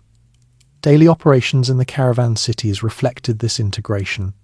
Markets in Samarkand and Kashgar bustled with traders exchanging Central Asian horses for Chinese tea and lacquerware. Local officials issued travel permits that listed destinations and cargo, which were checked at yam stations to prevent smuggling or banditry. Families of Mongol soldiers often settled near these stations, farming small plots to supply the system and learning local languages to facilitate business. Children born in these mixed communities grew up fluent in several tongues and skilled in both herding and accounting. Women in merchant households managed warehouses and negotiated contracts during their husbands' absences, contributing to the economic resilience of the networks. The Mongols invested in infrastructure that supported higher traffic. They repaired old irrigation systems in the oases and dug new wells in desert stretches, using labour from conquered populations supplemented by tax revenues from trade. Bridges over rivers in the mountain passes were rebuilt with stone and timber, allowing heavier loads to move year-round. Weather observation posts along the yam routes shared information about storms and snow blockages, helping caravans adjust schedules. These improvements reduced the time for a full journey from China to the Mediterranean from several years to under a year in favourable conditions. By the early 14th century, the four khanates operated with enough coordination to keep the routes functioning even during occasional succession disputes. The Ilkhanate under rulers like Ghazan Khan converted to Islam and maintained strong commercial ties with the Yuan, exchanging embassies that carried technical books and skilled workers. The Chagatai Khanate, centered in Central Asia, focused on protecting the core Silk Road corridors and collecting moderate tolls that funded local security. The Golden Horde in the west facilitated trade with European merchants at Black Sea ports, where Italian city-states like Genoa and Venice established trading colonies. The human dimension of this era involved people adapting to a world where distance no longer meant isolation. A Sogdian-descended merchant family might have branches in Dadu, Tabriz and Sarai, coordinating shipments via yam messengers and sharing profits through family councils. Travellers carried letters of credit issued by Mongol banks, which could be redeemed at distant outposts without transporting large amounts of currency. Artisans produced hybrid goods, such as porcelain bowls painted with Persian motifs or metalwork, combining Chinese dragon designs with Islamic calligraphy. These items found buyers across the empire and beyond, stimulating further innovation. Environmental factors were managed more systematically than before. The Mongols enforced grazing regulations to prevent overgrazing near trade routes and organised communal efforts to clear sand from paths after storms. In drier periods, they rerouted caravans through better watered valleys and maintained emergency fodder depots. Such planning helped sustain the increased volume of traffic without exhausting local resources. The Pax Mongolica reached its height around the reign of Kublai Khan's successors in the late 13th and early 14th. Centuries. Trade brought prosperity to cities that had suffered during earlier conquests, with populations recovering and markets expanding. The empire's size allowed for the movement of entire communities of specialists, such as weavers or astronomers, who introduced new techniques wherever they settled. European visitors noted the safety of the roads, where a traveller could journey from one end to the other with only a single passport and minimal armed escort. Yet the system also carried unintended consequences. The movement of people and goods facilitated the spread of diseases, including the plague that originated in Central Asia and reached Europe in the mid-14th century. This pandemic disrupted trade temporarily, but the underlying infrastructure survived and recovered once the immediate crisis passed. The Mongols' administrative records from this time, written in multiple scripts on paper, document the scale of commerce, listing thousands of camels and horses moving annually through key checkpoints. As the 14th century progressed, the unity among the khanates began to fray due to internal rivalries and external pressures from emerging powers. The Yuan dynasty faced rebellions in China, while the Ilkhanate fragmented after the death of its last major ruler in 1335. The Chagatai Khanate split into eastern and western branches, with the western part later coming under the influence of Timur in the late 14th century. Despite these shifts, the roads and yam stations remained in use, and local rulers continued to profit from whatever traffic they could secure. The Mongol era had demonstrated that a unified administration spanning the continent could elevate the Silk Road to levels of activity and safety unmatched in previous centuries. Merchants, officials, and travellers from diverse backgrounds had interacted on a scale that left lasting changes in technology, cuisine, and knowledge. Crops like sorghum and new strains of cotton spread more widely, while artistic styles blended in ways that influenced later Islamic and Chinese traditions. The legacy of this period lay in the practical networks.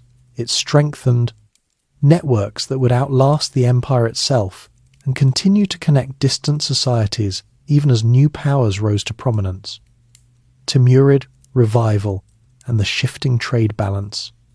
The unity imposed by the Mongol Khanates had begun to crack by the mid-14th century, as succession struggles and regional revolts weakened the central coordination that had made the yam system so effective. In the western parts of the former Chagatai Khanate, a local leader named Timur rose to power through a combination of military skill and strategic marriages. Born around 1336 near Samarkand into a family claiming descent from Mongol nobility, Timur spent his youth fighting in tribal conflicts and gradually assembled a loyal force of Turkic and Mongol warriors. By 1370, he had seized control of Transoxiana and declared himself emir, establishing a new base in Samarkand that would serve as the heart of his expanding domain. Unlike the earlier Mongol rulers who often destroyed cities they captured, Timur rebuilt and beautified the ones he took, turning Samarkand into a centre of learning and commerce that drew artisans and scholars from across the conquered lands. Timur's campaigns between 1370 and 1405 extended his authority over Persia, parts of the Middle East, and into northern India. His armies moved with speed and discipline, using the existing road networks to strike quickly and then secure key trading cities like Herat and Bukhara. Once a region was under control, Timur appointed governors who collected moderate taxes on caravans and maintained the way stations that had survived from Mongol times. He encouraged merchants to return by offering protection and lower duties than during the chaotic years of fragmentation. Persian administrators and Sogdian trading families who had worked under the Ilkhanate found new opportunities under Timurid rule, and many resumed long-distance shipments that had slowed during the earlier disruptions. Samarkand became the focal point of Timurid prosperity. The city's markets filled once more with Chinese silk arriving through the eastern passes, Indian spices coming from the south, and European woolens brought by Italian agents who had re-established contacts at Black Sea ports. Timur sponsored the construction of grand mosques, madrasas, and caravanserais, built with blue tiles and intricate geometric patterns that blended Persian, Turkic, and local styles. Artisans relocated from Damascus and Baghdad taught new techniques for glazing pottery and weaving carpets, while astronomers and mathematicians from different regions gathered at the court to refine instruments for navigation and timekeeping. These developments supported trade by improving the accuracy of route planning and the quality of goods available for exchange. After Timur's death in 1405, during a planned campaign against China, his empire divided among his descendants, but the western Timurid states centered on Samarkand and Herat continued to foster commerce. His grandson, Ulugh Beg, ruled from 1447 to 1449 and focused on intellectual pursuits, building an observatory in Samarkand that produced star catalogues used by travellers to determine latitude during desert crossings. Under Timurid governance, the central Silk Road segments regained much of their former volume, with caravans moving spices, textiles, and paper between the Middle East and China. Local rulers in the eastern Chagatai territories maintained separate khanates, but cooperated enough to keep the passes open for mutual benefit. In China, the Ming dynasty had overthrown the Yuan in 1368 under Zhu Yuanzhang, who took the reign name Hongwu. The new emperors viewed the Mongols as foreign occupiers and adopted a more inward-looking policy aimed at restoring traditional Chinese institutions. They rebuilt the Great Wall sections in the north and strengthened frontier defences, but they did not abandon the western connections entirely. Ming officials in the northwest maintained contact with Timurid envoys and continued to receive horses and jade through regulated border markets.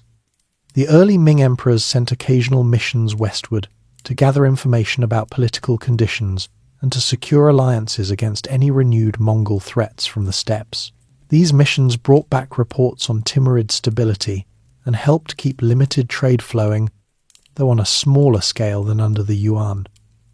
The Ming government encouraged private merchants to operate in the border regions, while keeping tighter control on official tribute missions.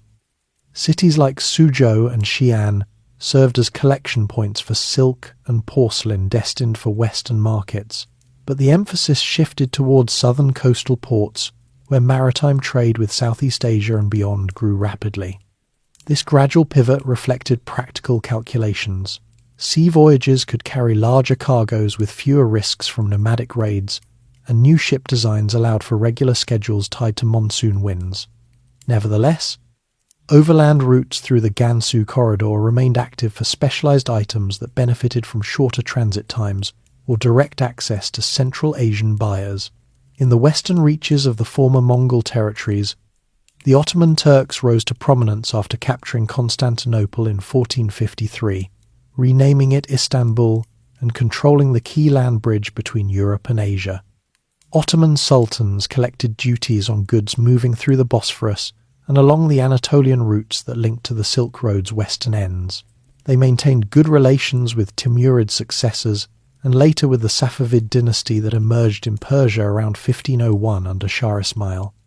The Safavids established their capital at Tabriz and then Isfahan, where they promoted Shia Islam but allowed Christian and Jewish merchant communities to continue operating under protected status. Both the Ottomans and Safavids invested in road repairs and caravanserais, recognizing that steady trade revenue helped fund their military and administrative needs. The interplay among these new powers created a more fragmented but still functional network. Caravans now often changed hands at political boundaries, with Timurid or Safavid agents handling the central segments, Ottoman officials overseeing the final legs into Europe, and Ming border commanders regulating entry from the east. Merchants adapted by forming larger syndicates that pooled resources for insurance against losses and shared information about changing toll rates or political tensions. European traders from Venice and Genoa maintained warehouses in Ottoman ports, buying eastern luxuries that had travelled overland before being shipped across the Mediterranean. Religious and cultural exchanges continued amid these shifts. Timurid courts patronized Persian poetry and miniature painting that depicted caravan scenes with detailed accuracy, showing camel trains winding through mountain passes or merchants bargaining in shaded courtyards. These artworks circulated as gifts among rulers and inspired similar styles in Ming workshops. Safavid Iran became a center for carpet production, using techniques refined under Timur, with patterns that incorporated motifs from Chinese porcelain arriving via the routes. Buddhist and Islamic communities in the oasis towns maintained their separate spaces, but cooperated on practical matters such as shared water systems and market security. Daily life in trading hubs reflected the adjusted rhythms. In Samarkand, the arrival of a large caravan from the east would trigger several days of intense activity as goods were inspected, taxes paid, and new contracts signed for the next leg westward. Local families supplied fresh bread, dried fruits and fodder, while offering lodging in family-run hostels. Young apprentices learned to evaluate silk quality by touch and to calculate exchange rates using the different coin systems of the Timurids, Safavids, and Ottomans. Women in merchant households often oversaw the storage of valuable items and maintained correspondence with partners in distant cities, using improved postal services that had survived from Mongol times. Environmental adaptations helped sustain operations during this transitional period. Timurid engineers restored ancient Qanat systems underground channels that brought mountain water to desert oases, allowing larger settlements to support increased traffic. Ming officials in the northwest planted shelter belts of trees along key stretches to reduce sand encroachment and provided way stations with emergency water reserves. In the western regions, Ottoman and Safavid administrations organized annual maintenance crews to clear passes before the winter snows and to repair bridges damaged by spring floods. These efforts ensured that even as volumes fluctuated, the core infrastructure did not collapse. By the late 15th century, however, signs of a broader shift became evident. Portuguese navigators had rounded the Cape of Good Hope in 1488 and reached India by 1498. Establishing direct sea links that bypassed the overland intermediaries. Spanish and later Dutch and English ships followed, loading spices and textiles at Indian and Southeast Asian ports for transport back to Europe. These maritime routes offered lower overall costs for bulk goods and reduced exposure to the political uncertainties that still affected some Central Asian segments. Chinese merchants in southern ports increasingly participated in this growing sea trade, exporting porcelain and silk directly to new markets in the Philippines and beyond. The Ming government responded by tightening regulations on private overseas voyages while still permitting controlled tribute missions. Emperor Yongle had earlier sponsored the massive maritime expeditions of Zheng He between 1405 and 1433, which reached as far as the east coast of Africa and brought back exotic goods and knowledge of distant lands. These voyages demonstrated the potential of sea power, but after Yongle's death the court shifted focus back to northern defences and internal consolidation. Overland trade persisted for items like fine horses, jade, and certain medicinal herbs that travelled better by camel than by ship.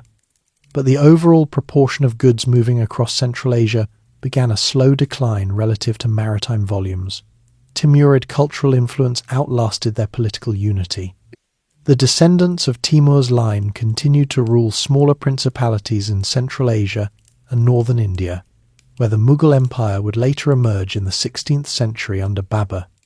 Mughal rulers preserved many Timurid administrative practices and artistic traditions while expanding trade contacts with both overland and sea partners.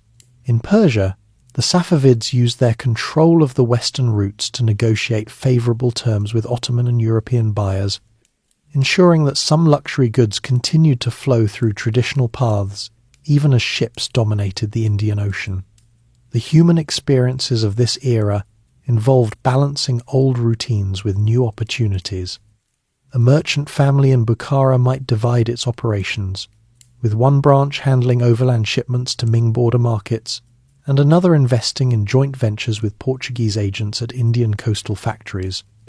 Guides who had learned the mountain passes from their fathers now supplemented their income by working as interpreters for European travellers seeking overland shortcuts or information about inland markets. Monasteries and madrasas along the routes expanded their roles as information centres, where travellers could consult maps updated with reports from recent journeys and learn basic phrases in the languages of the new powers. Political marriages and diplomatic gifts helped maintain connections across the dividing lines. Ming emperors sent silk robes and porcelain to Timurid and later Mughal courts, receiving horses and rare animals in return. Ottoman sultans exchanged embassies with Safavid shahs to coordinate on caravan security and to manage the flow of goods into European markets. These interactions prevented complete isolation and kept the overland network viable for those willing to accept higher risks for potentially higher profits on specialty items. As the 16th century opened, the Silk Road had entered a phase of transformation rather than disappearance. The Timurid revival had restored much of the Central Corridor's vitality, while the Ming and the rising Islamic empires in the West provided stable endpoints that supported continued activity. Yet the growing efficiency of sea routes introduced a competitive pressure that would reshape global commerce over the following centuries. Merchants who had once relied solely on camel trains began to incorporate sea legs into their strategies, using overland segments only for the parts of the journey where they offered clear advantages. The cultural atmosphere of the time reflected this blending of old and new. Markets in Herat and Isfahan displayed goods from both traditional caravan sources and the new maritime arrivals, such as American silver, that reached Europe by ship and then travelled eastward to pay for Asian luxuries.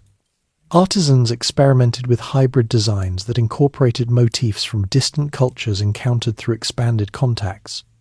Families along the routes passed down practical knowledge about which passes remained reliable under different rulers and how to negotiate with officials from multiple empires. This transitional period illustrated the adaptability of the network. Even as maritime alternatives gained prominence, the overland paths retained their role in connecting inland regions that sea routes could not reach directly. The Timurids had shown that strong local leadership could revive commerce after fragmentation, while the Ming focus on controlled borders highlighted the limits of imperial policy in fully replacing established trade habits. The resulting balance set patterns that would define the Silk Road's later history, where overland and maritime systems complemented rather than replaced each other, sustaining exchanges that continued to link distant societies through a combination of tradition and innovation. Safavid height and queuing expansion. The The 16th century had already seen the first Portuguese ships anchoring at Indian ports and loading spices directly, yet the overland corridors through Persia and Central Asia did not vanish. In 1501, a young leader named Ismail unified the Persian tribes and founded the Safavid dynasty, making Shia Islam the state religion and establishing his capital first at Tabriz and later at Isfahan. The Safavids quickly took control of the Western Silk Road terminals that had operated under Timurid governors. They repaired the old caravanserais along the routes from Bukhara to Baghdad and posted soldiers at mountain passes to collect fixed tolls rather than arbitrary levies. Merchants from Europe, India, and China found the new administration predictable. A caravan arriving from the east could unload Chinese porcelain in Isfahan's covered bazaar and load Persian carpets or Armenian silk for the return journey, without negotiating every step with local warlords. Shah Abbas I, who ruled from 1588 to 1629, turned Isfahan into one of the most prosperous cities on the network. He invited Armenian Christian merchants to settle in a special quarter called New Julfa, where they handled much of the export trade to Europe. These families maintained their own churches and schools while cooperating with Muslim traders on joint ventures. The Shah also built a royal road system with way stations every 20 miles, each equipped with fresh horses, water cisterns, and basic medical supplies. Caravans now travelled under royal safe conduct letters that listed the cargo and the owner's name, reducing theft and allowing faster customs clearance. Goods such as raw silk from Gilan province, indigo from India, and coffee from Arabia moved steadily through these routes, even as Portuguese, Dutch, and English ships dominated the Indian Ocean. Further east, the Mughal Empire took shape when Babur, a descendant of Timur, crossed from Central Asia into northern India in 1526 and defeated the Delhi Sultanate. His grandson, Akbar, ruling from 1556 to 1605, expanded the empire across the subcontinent and maintained close contacts with the Safavids through diplomatic marriages and shared trade interests. Mughal officials encouraged merchants to use the overland passes through the Hindu Kush to bring horses from Central Asia and jade from Khotan, items that sea routes could not deliver quickly enough for military needs. Akbar's court at Agra and later Fatehpur Sikri became a meeting place for Persian poets, Central Asian horse breeders, and Chinese envoys who arrived with small caravans carrying lacquerware and tea. The Mughals minted gold coins that circulated alongside Safavid silver, creating a stable currency zone that stretched from the Oxus River to the Ganges. In the north, Russian merchants and Cossack adventurers pushed eastward across the Siberian steppes. By the late 16th century, they had reached the Ob and Yenisei rivers and established trading posts that connected with the western end of the Silk Road through the Kazakh steppes. Russian Tsars exchanged embassies with both Safavid and Mughal courts, seeking direct access to Chinese goods without Ottoman intermediaries. Small caravans of furs and walrus ivory travelled south in exchange for silk and spices, adding a new northern branch that bypassed the older southern routes. The Russians built fortified towns like Tobolsk that served as wintering points for merchants who timed their journeys to avoid the worst steppe blizzards. China's Ming dynasty ended in 1644 amid famine and rebel. Armies. A Manchu-led coalition from the northeast seized Beijing and proclaimed the Qing dynasty under the Shunji emperor. The new rulers faced the task of securing their western frontiers, while the maritime trade continued to expand.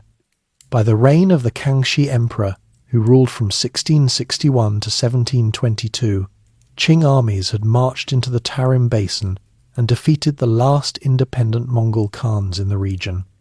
In 1690, they established military colonies in Hami and Turfan, repairing the old oasis towns and reopening the passes through the Tian Shan. Qing officials issued travel permits to merchants and stationed banner troops at key watering points to protect caravans from raids by remaining nomadic groups. The Qing government maintained the overland connections because they supplied horses for the imperial cavalry and jade for court rituals, items not easily replaced by sea imports.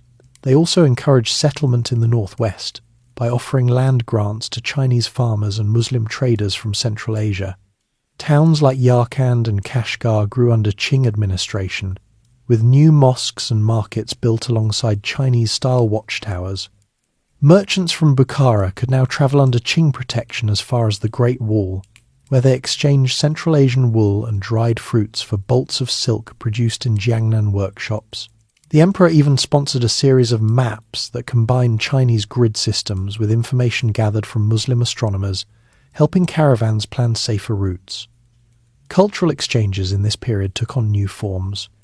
Safavid miniature painters depicted European merchants in their works, showing tall hats and ruffled collars alongside traditional Persian robes. Mughal workshops produced carpets woven with Chinese cloud patterns and Persian floral borders, which found buyers in both Isfahan and Istanbul. Jesuit missionaries arrived at the Qing court in Beijing, bringing European clocks and scientific instruments while learning Chinese and Manchu. Some of these priests travelled westward with official caravans, carrying letters that described the overland journey to European readers. In return, they introduced new ideas about astronomy and cartography that Qing scholars adapted for frontier administration. The volume of goods moving overland remained smaller than in Mongol times, yet the network adapted by focusing on high-value, low-bulk items. Fine porcelain destined for Safavid palaces travelled in padded crates on camelback rather than risking breakage on rough seas. Saffron and pistachios from Persia reached Mughal kitchens faster by caravan than by ship around Africa. Russian sable furs arrived in Beijing through the northern steppe route and were traded for tea that then moved south to India. Each segment of the network specialised in what it could deliver most efficiently, creating a patchwork system that complemented rather than competed with the maritime lanes. Daily routines in the caravan cities reflected this steady adaptation. In Isfahan's bazaar, merchants from Yazd haggled over bales of Chinese silk, while Armenian agents recorded transactions in ledgers written in both Persian and Armenian script. At Agra, Hindu and Muslim traders shared tea from Qing caravans before loading their own carts with indigo and cotton cloth for the journey north. In Kashgar, Qing soldiers patrolled the streets, while local Uyghur families offered lodging to travellers from Bukhara. Children in these towns learned basic phrases in several languages from an early age, and helped their parents weigh spices or count silver coins from different mints. The Qing emperors used the restored routes for more than commerce. They sent survey teams westward to map river systems and mountain passes, information that helped plan future military campaigns and irrigation projects. In 1720, the Kangxi emperor received a delegation from the Russian Tsar that had travelled overland through the Kazakh steppes. The meeting resulted in a treaty that defined borders and allowed limited trade at designated frontier posts. Similar agreements with the Dzungar Mongols and later the Kazakhs kept the northern corridors open. In Persia, the Safavid dynasty ended in 1722 when Afghan invaders captured Isfahan, but the trade infrastructure survived. The new rulers and later the Afsharid and Zand dynasties continued to collect tolls and maintain the caravanserais because the revenue was essential. Merchants simply adjusted their routes slightly, bypassing troubled areas until order returned. The same pattern held in Mughal India after Aurangzeb's death in 1707. Regional governors in the northwest kept the passes open to maintain their own incomes, even as central authority weakened. Environmental challenges still shaped decisions. Qing engineers restored sections of ancient canals in the Tarim Basin that had silted up during earlier centuries, allowing farmers to grow wheat and cotton that supplied passing caravans. In Persia, Safavid officials organised annual cleaning of Qanat tunnels so that desert oases could support larger caravans during dry years. Russian traders learned to use sleds on the frozen rivers during winter, extending the usable season for northern shipments. These practical measures ensured that the network could handle seasonal variations without major interruptions. By the mid-18th century, the Qing had consolidated control over Xinjiang, renaming it the New Frontier and integrating it more fully into the empire. They encouraged Muslim merchants from Kokand and Bukhara to settle in frontier towns, granting them tax breaks in exchange for a reliable supply of horses and information about conditions further west. The Emperor Qianlong, who succeeded Kangxi's line, sponsored the compilation of detailed gazetteers that recorded the history and products of each oasis, information that helped merchants plan their loads and routes.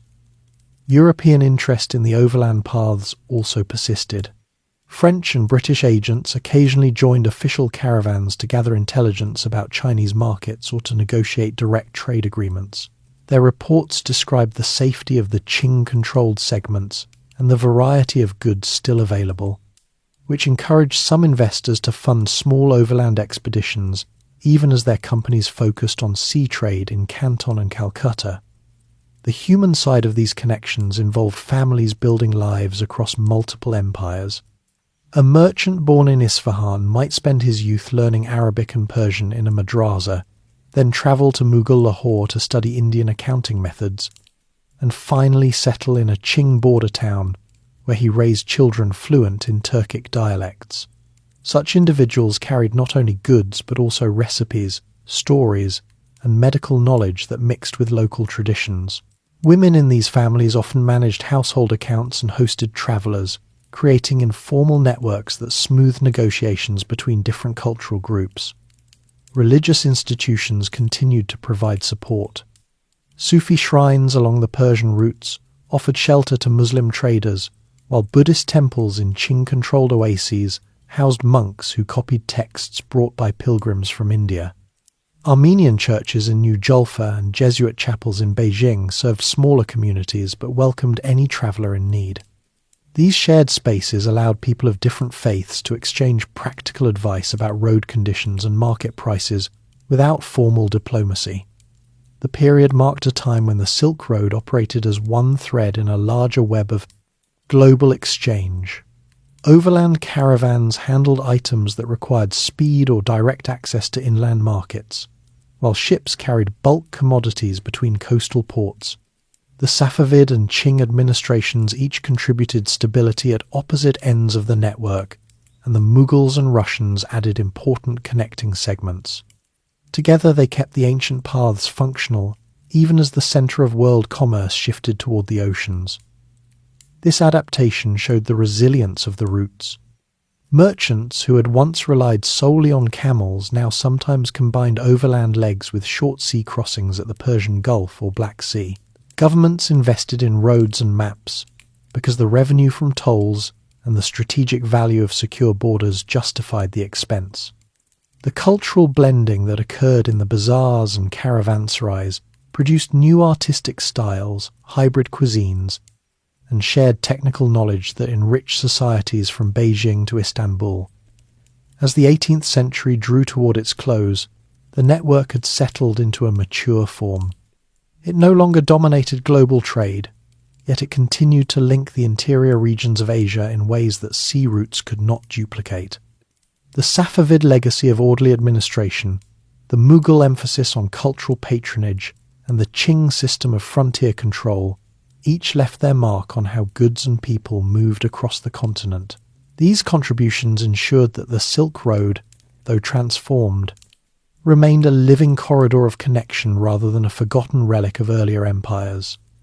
The great game and the fading caravans, the Qing emperors had brought a measure of order to the western frontiers by the late 18th century. But the 19th century introduced pressures that no previous dynasty had faced on such a scale.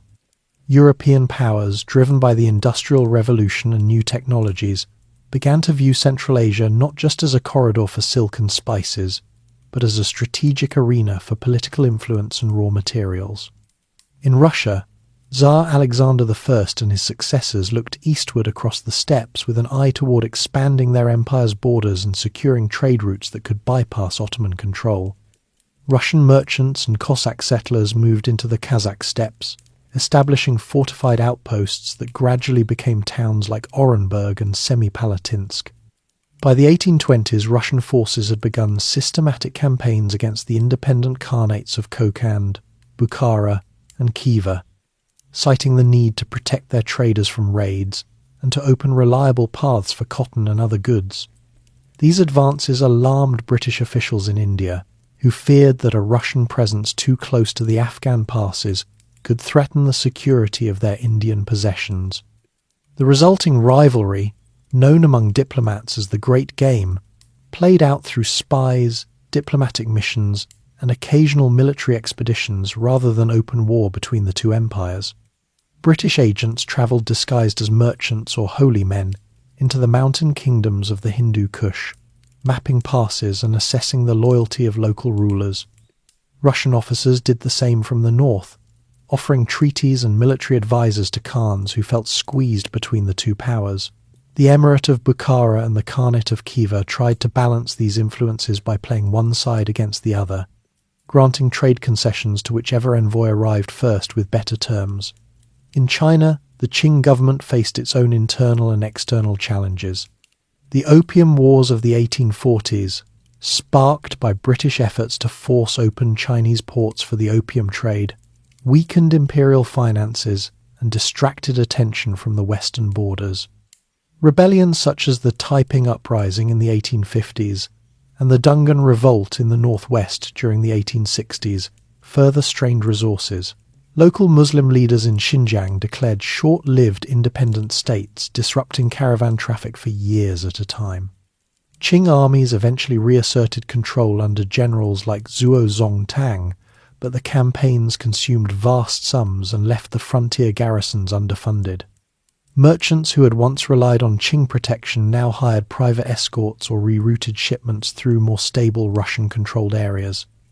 The Industrial Revolution altered the economics of long-distance trade in ways that favoured sea routes over camels. Steamships could cross oceans in weeks rather than months, and the opening of the Suez Canal in 1869 shortened the journey from Europe to Asia by thousands of miles. Factories in Manchester and Lyon produced cotton textiles more cheaply than hand-woven Central Asian cloths, while railways in India and Russia began to link inland markets to coastal ports. The Trans-Caspian Railway, completed by the Russians in the 1880s, ran from the Caspian Sea through Samarkand to Tashkent, and later connected with lines reaching the Chinese border. Merchants loaded goods onto trains for part of the journey, reducing the need for full camel caravans across the deserts. Cotton from Central Asia, now grown on a larger scale under Russian administration, travelled by rail to Russian mills instead of by camel to Chinese or Persian markets. Despite these changes, certain segments of the old routes remained active for specialised trade. Tea from China still moved northward through Mongolia to Russian Siberia because it kept better in the cooler northern climates. Horses and wool from the Kazakh steppes continued to supply both Qing and Russian armies. Small caravans of luxury items, jade carvings, fine carpets and medicinal herbs persisted where speed was less important than avoiding high-sea freight charges or customs duties at treaty ports. Local traders in Kashgar and Yarkand adapted by acting as middlemen between Russian and Chinese buyers, using the old oasis towns as warehouses and meeting points. Families that had operated caravans for generations now invested in small warehouses along the new railway lines or learned to read train timetables alongside traditional route markers. Russian administrators in Central Asia introduced modern infrastructure that benefited the remaining trade. They built telegraph lines alongside the railways, allowing merchants to send price information ahead and adjust shipments accordingly. Irrigation projects expanded cotton fields in the Fergana Valley, turning former caravan stops into rail sidings with loading platforms. Schools in the larger towns taught Russian and basic accounting to the sons of merchants, preparing them for business in a world where contracts were written on paper rather than sealed with verbal agreements. At the same time, Russian officials collected detailed statistics on trade volumes, noting that while overall tonnage had shifted to steam and rail, the value of certain luxury goods travelling by camel had actually risen because they reached niche markets faster than bulk cargo by sea. British influence in the region was more indirect but equally transformative. After the First Anglo-Afghan War in the 1840s and a second conflict in the 1870s, Britain established a resident in Kabul and maintained close relations with the Afghan emir. This allowed British Indian merchants to trade through the Khyber Pass with Central Asian partners, bringing Indian tea and cotton goods northward in exchange for Turkoman carpets and Central Asian horses. The British also sponsored surveys and explorations that mapped previously little-known routes, information that later helped both commercial and military planners. Some British officers, such as Francis Younghusband, crossed the Pamirs in the 1880s and 1890s, producing reports that described the political situation and commercial potential of the high plateaus. Archaeological interest added another layer to the region's changing role. European scholars and adventurers, inspired by accounts of ancient Silk Road travellers, began systematic excavations in the early 20th century. Aurel Stein, working for the British Museum and later the Indian government, conducted expeditions in the Tarim Basin between 1900 and 1916. He followed old caravan tracks to ruined cities buried in sand, recovering manuscripts, paintings, and everyday objects that had lain undisturbed for centuries. His finds, shipped back to London and Delhi, sparked public fascination with the Silk Road's past and encouraged further exploration. Swedish explorer Sven Hedin mapped the Taklamakan Desert and the Lop Nor region, producing books that described the harsh conditions still faced by modern travellers. These expeditions often travelled with local guides whose families had escorted caravans for generations, blending scientific work with the practical knowledge of the routes. The Qing dynasty's final decades saw a gradual opening of the western frontiers to foreign influence. Treaties signed after the Opium Wars and later conflicts allowed Russian consulates in cities like Ely and Kashgar, where merchants from both empires could register goods and settle disputes under consular protection. The 1881 Treaty of St. Petersburg adjusted borders and granted Russia trading rights in Xinjiang, leading to an increase in Russian goods flowing into Chinese markets. When the Qing fell in 1911 and the Republic of China took its place, the new government in Beijing struggled to maintain control over distant provinces. Warlords in the northwest sometimes taxed caravans heavily or requisitioned animals for their own armies, further discouraging traditional traders. Local populations adapted in quiet ways. Uyghur and Tajik families in the oases continued to offer lodging and supplies to the smaller caravans that still passed through, supplementing their income with work on the railways or in cotton fields. Women in these households managed small tea houses where travellers exchanged news from different empires, learning which passes were open and which officials demanded the lowest bribes. Children learned to distinguish the sound of a camel bell from the whistle of a distant train, growing up in a world where the old and new forms of transport coexisted side by side. Some merchant families diversified, sending one son to manage rail shipments to Russia, while another handled camel trains to remote mountain markets that railways could not reach. The cultural atmosphere of the 19th century reflected this mixture of decline and persistence. In Bukhara's covered markets, Russian samovars sat alongside Chinese porcelain, and merchants haggled in a blend of Turkic, Persian and Russian. Buddhist cave temples near Dunhuang, once rest stops for pilgrims, now served as temporary shelters for survey teams carrying cameras and notebooks. Sufi shrines in the Persian and Central Asian deserts welcomed travellers of all backgrounds, offering prayers for safe journeys that now included wishes for favourable exchange rates on the new telegraph wires. European travellers sometimes joined these caravans for parts of their route, noting in their diaries the contrast between the slow pace of camel travel and the rapid changes occurring in the cities they had left behind. By the early 20th century, the traditional caravan trade had shrunk to a fraction of its former scale, yet it had not disappeared entirely. The routes that once carried the bulk of Eurasia's commerce now served niche purposes, moving goods too fragile or too low volume for rail and sea, or connecting communities that lived far from modern transport lines. The Great Game had redrawn political maps, placing most of Central Asia under Russian or Qing influence, and turning independent khanates into provinces or protectorates. This political consolidation brought a different kind of stability. one based on imperial administration rather than the mutual interests of merchant guilds and local rulers. The human stories from this transitional time highlight the resilience of ordinary people. A caravan master in Kashgar, who had once led strings of 200 camels, now organized smaller groups of 20, using the same mountain passes his grandfather had known, but timing departures to coincide with train arrivals at the nearest railhead. A British Indian trader in Peshawar maintained ledgers that listed both camel hire rates and steamship schedules, calculating which combination would deliver Afghan wool to London markets at the lowest cost. Families in the oases preserved old route maps drawn on leather, while adding notes about new telegraph stations and border posts. These adaptations kept the ancient corridors alive, even as the world around them sped up. Environmental conditions still dictated the pace of movement in the desert and mountain sections.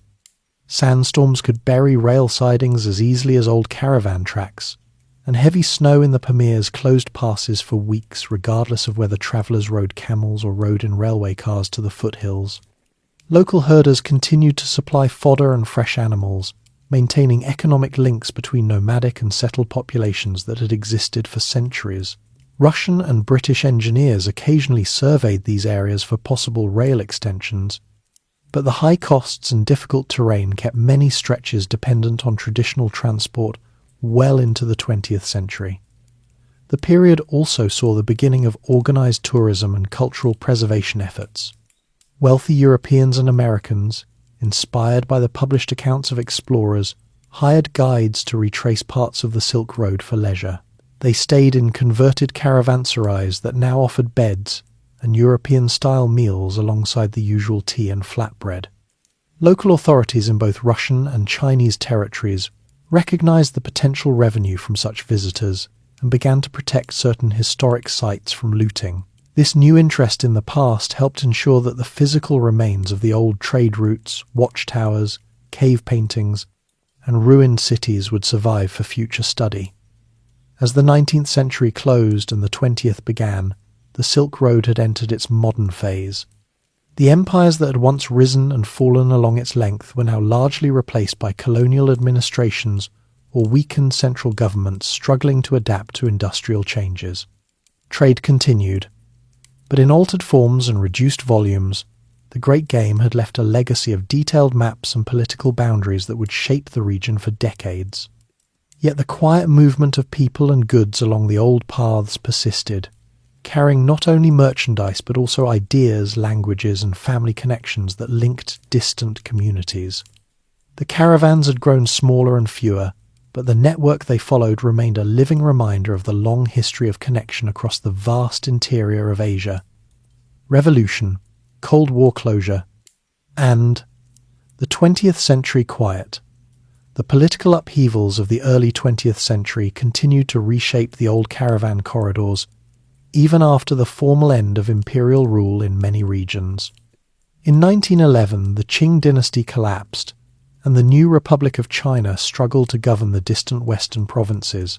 Local warlords in Xinjiang often controlled the remaining trade routes, collecting their own taxes and sometimes blocking passage to favour certain merchant groups. Russian influence grew stronger after the Bolshevik Revolution of 1917, as the new Soviet government sought to secure its southern borders and expand economic ties with neighbouring territories. Soviet agents worked with local leaders in Central Asia to establish cooperative trading arrangements, sending cotton and minerals northward in exchange for manufactured goods from Russian factories. The creation of the Soviet Union in 1922 brought systematic changes to the Central Asian republics. The Bolsheviks nationalized many trading operations and directed resources towards state-controlled collectives rather than private caravans.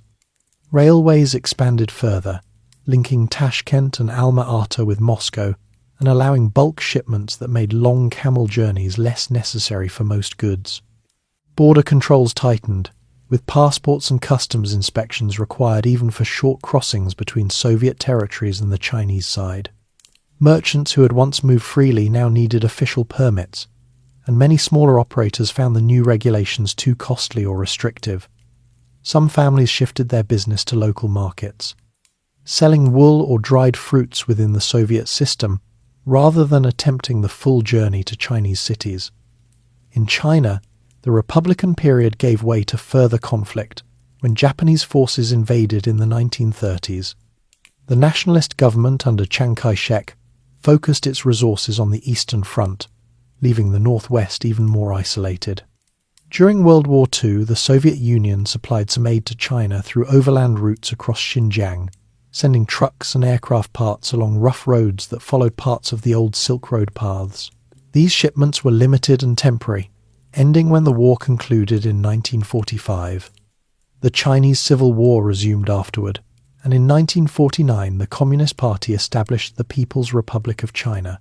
The new government prioritized internal consolidation and socialist transformation, placing strict controls on private trade across borders. The early decades of the People's Republic saw the western regions integrated more closely into the national economy. The completion of the Lanzhou-Urumqi Railway in 1962 connected Xinjiang directly to eastern China by rail, reducing reliance on traditional caravan routes for internal transport. State farms and factories in the northwest produced goods for domestic use, while border trade with the Soviet Union operated under government agreements rather than individual merchant initiative. Cross-border movement became highly regulated, with only approved state enterprises allowed to conduct limited exchanges. The ideological differences that emerged between China and the Soviet Union in the late 1950s led to the Sino-Soviet split, closing most remaining economic links along the shared frontier. Patrols increased, and the once active passes through the Tian Shan and Altai Mountains saw little civilian traffic. The Cold War atmosphere turned much of Central Asia into a zone of strategic competition rather than commerce. The Soviet Union developed its Central Asian republics as industrial and agricultural bases, building cities, universities, and irrigation systems that transformed local economies. Cotton production in Uzbekistan and Kazakhstan grew under centralized planning, with output shipped by rail to Soviet textile mills. On the Chinese side, the government encouraged settlement in Xinjiang by Han Chinese migrants and promoted heavy industry in places like Karamai. Trade between the two sides dropped to minimal levels, limited to occasional barter deals arranged at the state level. Nomadic herders who had once guided caravans across the steppes now worked within collective farms or state enterprises. Their traditional knowledge of the routes preserved mainly in family stories rather than daily practice. Cultural and religious life in the region adapted to the new political realities. In the Soviet republics, authorities promoted secular education and discouraged certain religious practices, though local traditions continued in private settings. Mosques and madrasas in Bukhara and Samarkand operated under state oversight, and many historic buildings were preserved as museums or tourist sites for visitors from within the Soviet bloc. In China, the Cultural Revolution of the 1960s and 1970s brought campaigns against old customs, affecting temples, shrines, and traditional merchant practices in the northwest. Many cave sites and ancient structures suffered damage during this period, though some local communities quietly protected important locations. After the reforms that began in the late 1970s under Deng Xiaoping, economic activity increased. But cross-border trade remained limited until political relations improved. Small-scale exchanges never stopped entirely. Kazakh and Kyrgyz herders living near the borders sometimes traded livestock or handicrafts informally with communities on the other side, using mountain paths known only to locals. Uyghur families in Kashgar maintained contacts with relatives in Soviet Central Asia through letters and occasional visits when permits allowed. These personal networks kept a thin thread of connection alive, passing along recipes, songs, and practical skills, even when official trade was frozen. In the 1980s, as relations between China and the Soviet Union began to thaw, limited border markets reopened under strict supervision. Traders from both sides met at designated points to exchange consumer goods. With Chinese light manufactures moving westward and Soviet machinery or raw materials coming eastward in small quantities, the dissolution of the Soviet Union in 1991 created new independent states in Central Asia: Kazakhstan, Kyrgyzstan, Tajikistan, Turkmenistan, and Uzbekistan. These countries faced the challenge of building national economies after decades of central planning. Borders that had been internal Soviet lines now became international frontiers, requiring new customs procedures and passports. The sudden opening allowed a modest revival of private trade.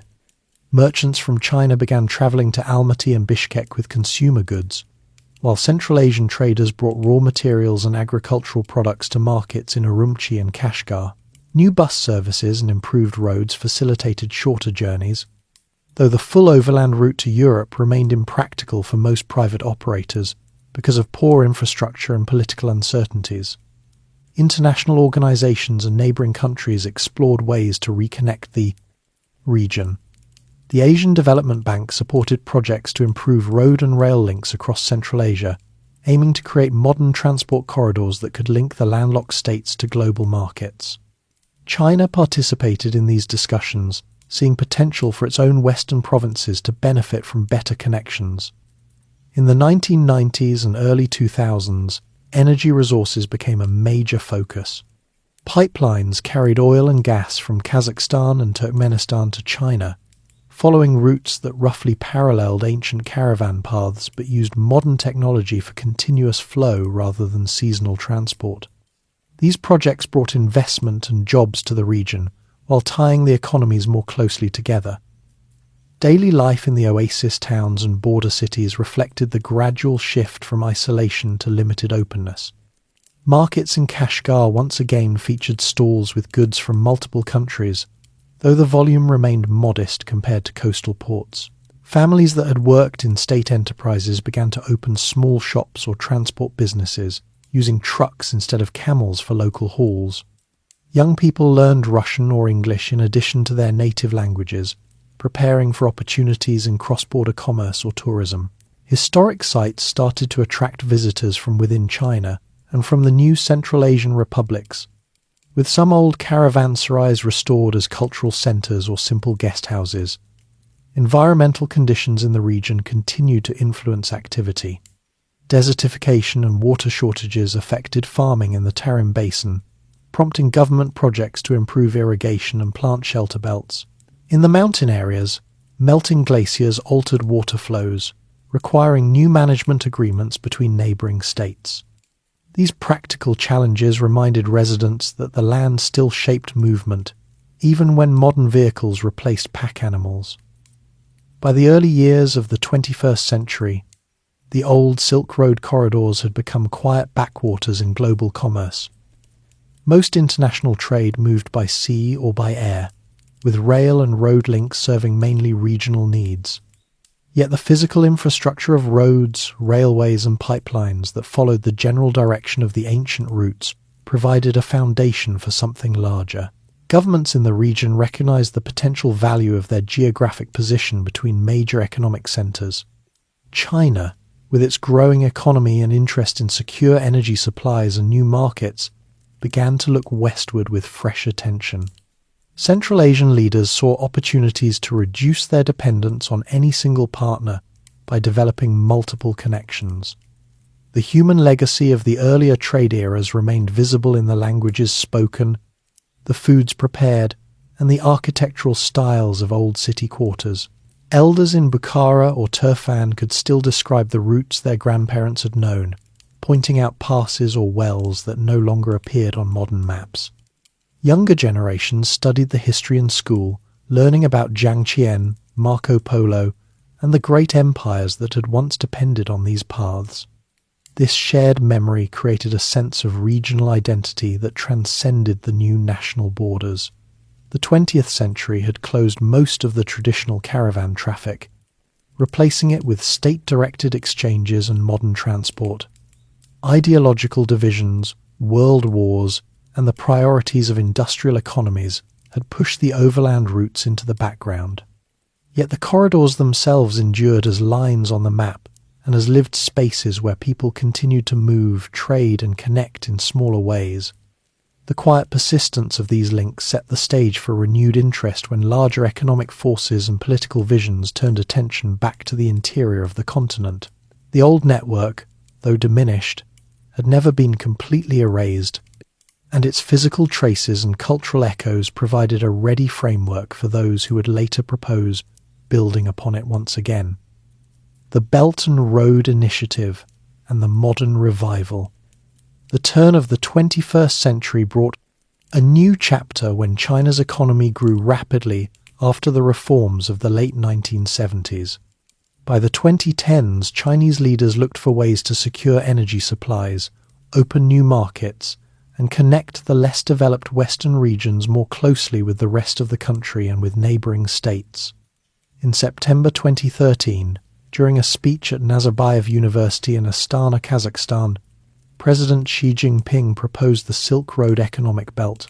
A month later, in Indonesia, he spoke of a companion 21st century maritime Silk Road. Together, these ideas formed the Belt and Road Initiative, a broad framework for building infrastructure, improving trade, and strengthening economic ties across dozens of countries. The plan revived the old name of the Silk Road, but this time the connections would rely on highways, railways, ports, pipelines, and digital links rather than camel caravans. The overland component, often called the Belt, focused on 6 main corridors that roughly followed the historic routes through Central Asia. One key path ran from western China through Kazakhstan, Russia, and into Europe. Another crossed Kyrgyzstan and Tajikistan before linking with routes toward Iran and Turkey. Chinese state-owned companies and banks provided much of the financing for new roads, high-speed rail lines, and border facilities. In Kazakhstan, the government welcomed the projects because they offered a way to move oil and minerals more efficiently to Chinese markets and to position the country as a transit hub between East and West. Similar agreements were signed with Uzbekistan, Turkmenistan, and other Central Asian states, where leaders saw opportunities for investment in their own infrastructure. Construction moved quickly in some areas. The China-Europe Railway Express began regular service in 2011 and expanded after the Belt and Road announcement. Container trains now leave from cities like Chongqing and Xi'an, travel through Kazakhstan and Russia, or through Central Asia and the Caspian region, and reach destinations in Germany, Poland, and Spain in about 2 weeks. These trains carry electronics, auto parts, clothing, and machinery westward, returning with European cars, wine, and medical equipment. The volume grew from a few dozen trains per year to thousands, demonstrating that modern rail could handle significant cargo volumes across the continent in a fraction of the time once required by caravans. At the same time, road projects widened existing highways and built new ones through mountain passes, allowing trucks to move goods that needed more flexible scheduling than trains. Energy infrastructure formed another important part. Pipelines from Kazakhstan and Turkmenistan now deliver natural gas and oil directly to western China, reducing reliance on sea shipments through the Strait of Malacca. These lines run parallel to older caravan routes in many sections, using the same mountain gaps and river valleys that travellers had followed for centuries. In Pakistan, the China-Pakistan Economic Corridor includes roads, power plants, and a deep-water port at Gwadar, linking western China to the Arabian Sea and providing an alternative southern outlet. Similar projects in Iran and Turkey aim to connect the overland network with Mediterranean ports. The initiative also includes agreements on customs procedures, visa rules, and digital connectivity. Countries along the routes have simplified border crossings for freight, introduced electronic documentation, and in some cases aligned technical standards for rail gauges and safety regulations. China has offered training programs for officials and technicians from partner countries, helping them manage the new facilities. At the same time, concerns have been raised about debt levels in some participating nations and about the environmental impact of large construction projects in sensitive desert and mountain areas. Governments have responded by adjusting terms and adding environmental reviews to later phases of work. Local communities along the revived corridors have experienced direct changes.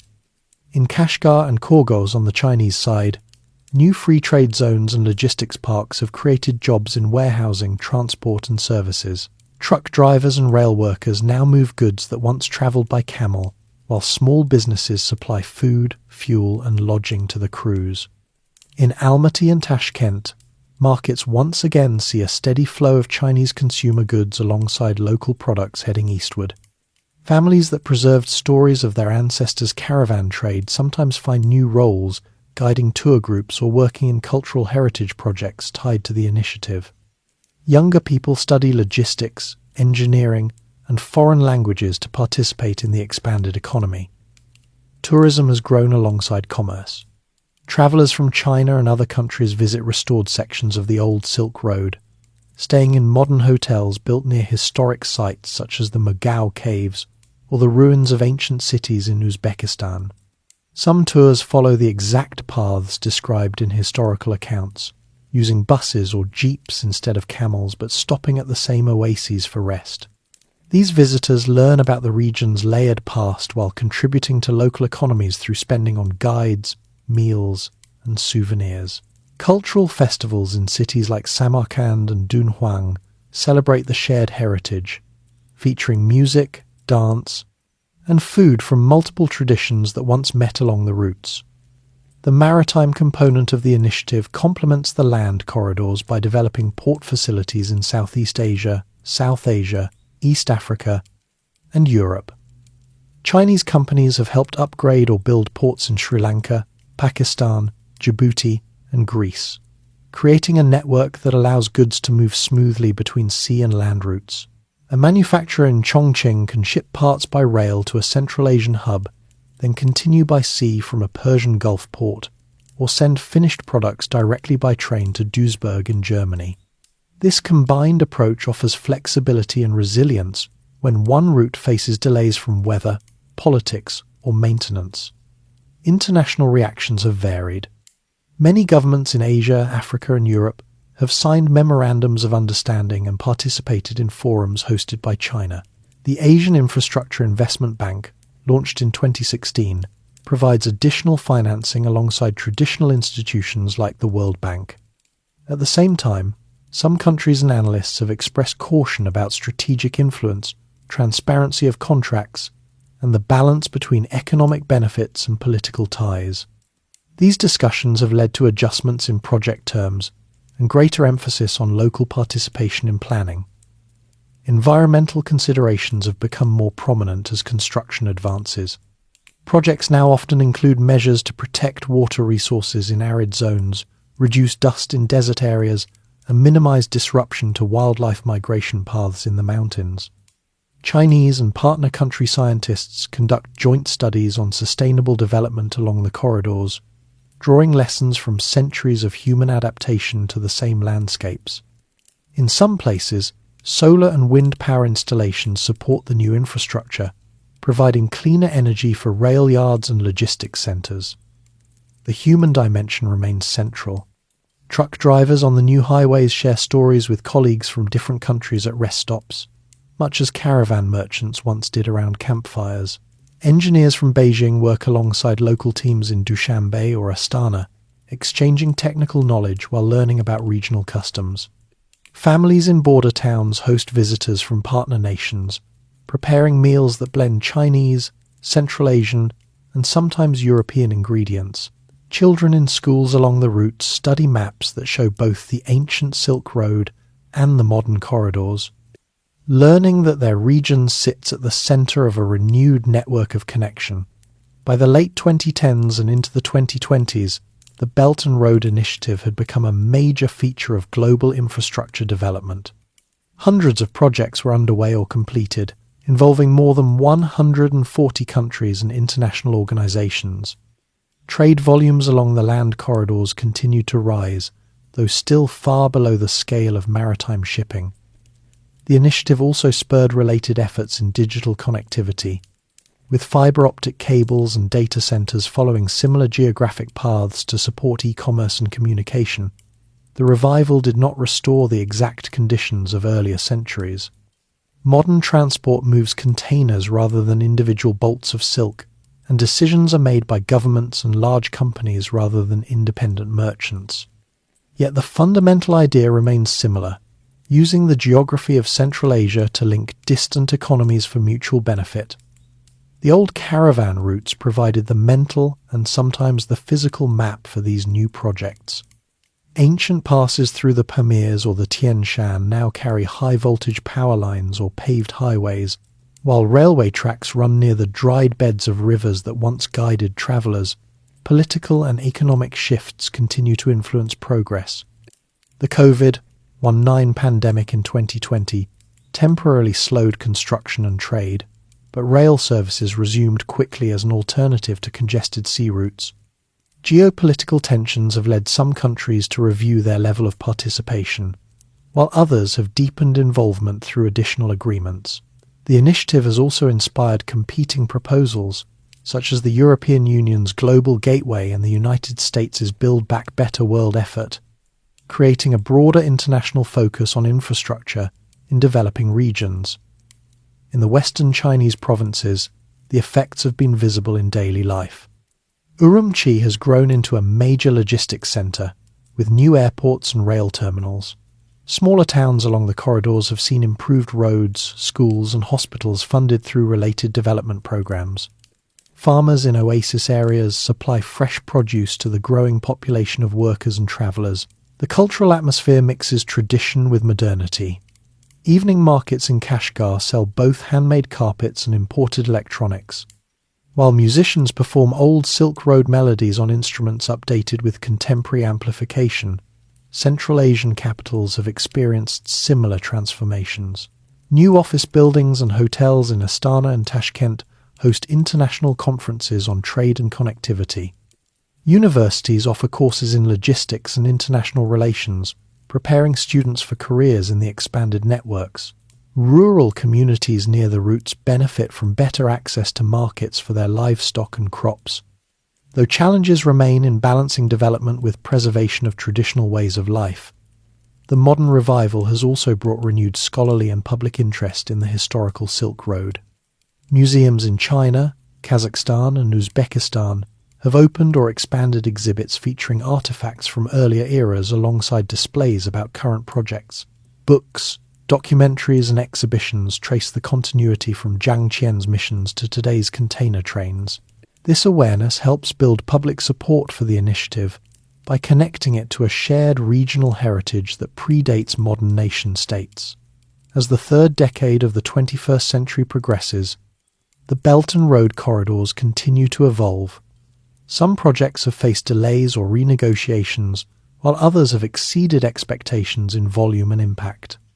The core vision of using land connections to complement maritime trade has taken concrete form in steel rails, asphalt roads, and energy pipelines that span the continent. The ancient idea of linking east and west through the interior of Asia has found new expression suited to the needs and technologies of the current age. The people who live and work along these revived routes carry forward the fron, practical spirit of earlier travellers. They calculate costs and schedules, negotiate with authorities, and adapt to changing conditions, just as merchants and guides did centuries ago. The scale is larger and the pace faster, but the underlying purpose remains the same: moving goods, ideas, and opportunities across vast distances to improve lives at both ends of the journey.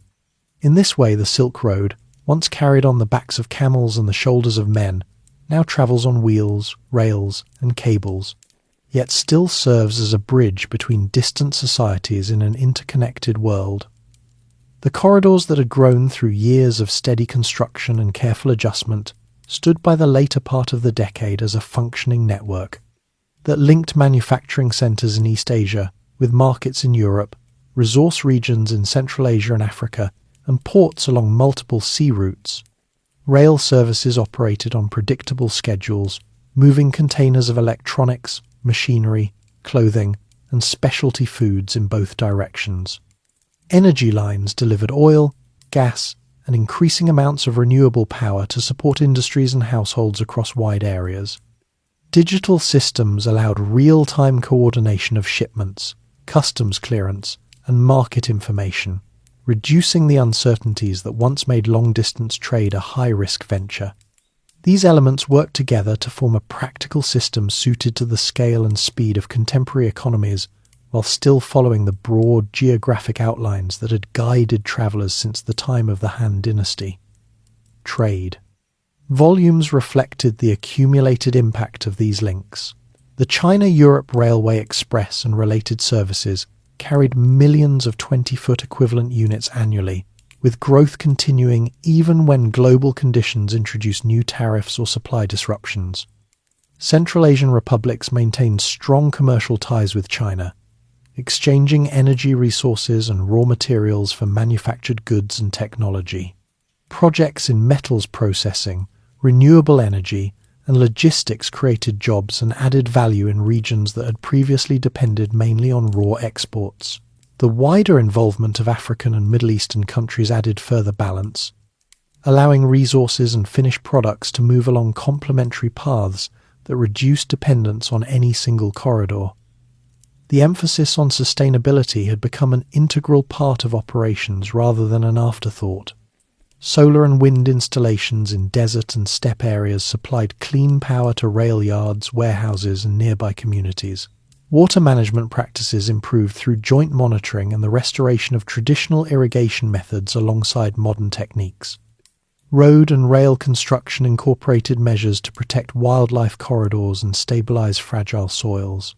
These steps helped ensure that the increased movement of goods and people did not exhaust the natural systems that had supported human activity in these landscapes for centuries. The Green Silk Road had evolved from a concept into a working reality that shaped daily decisions at project sites and policy meetings alike. People-to-people connections provided the social foundation that kept the network resilient. Students who had studied together maintained contact through professional networks and shared projects. Families in border towns hosted travellers and workers from partner countries, exchanging meals, stories, and practical advice. Railway crews from different nations coordinated operations with a blend of technical routines and personal rapport built over repeated journeys. Cultural events in historic cities drew participants who arrived by modern transport, yet walked the same routes once followed by merchants and monks. These human threads turned the corridors into more than arteries for cargo.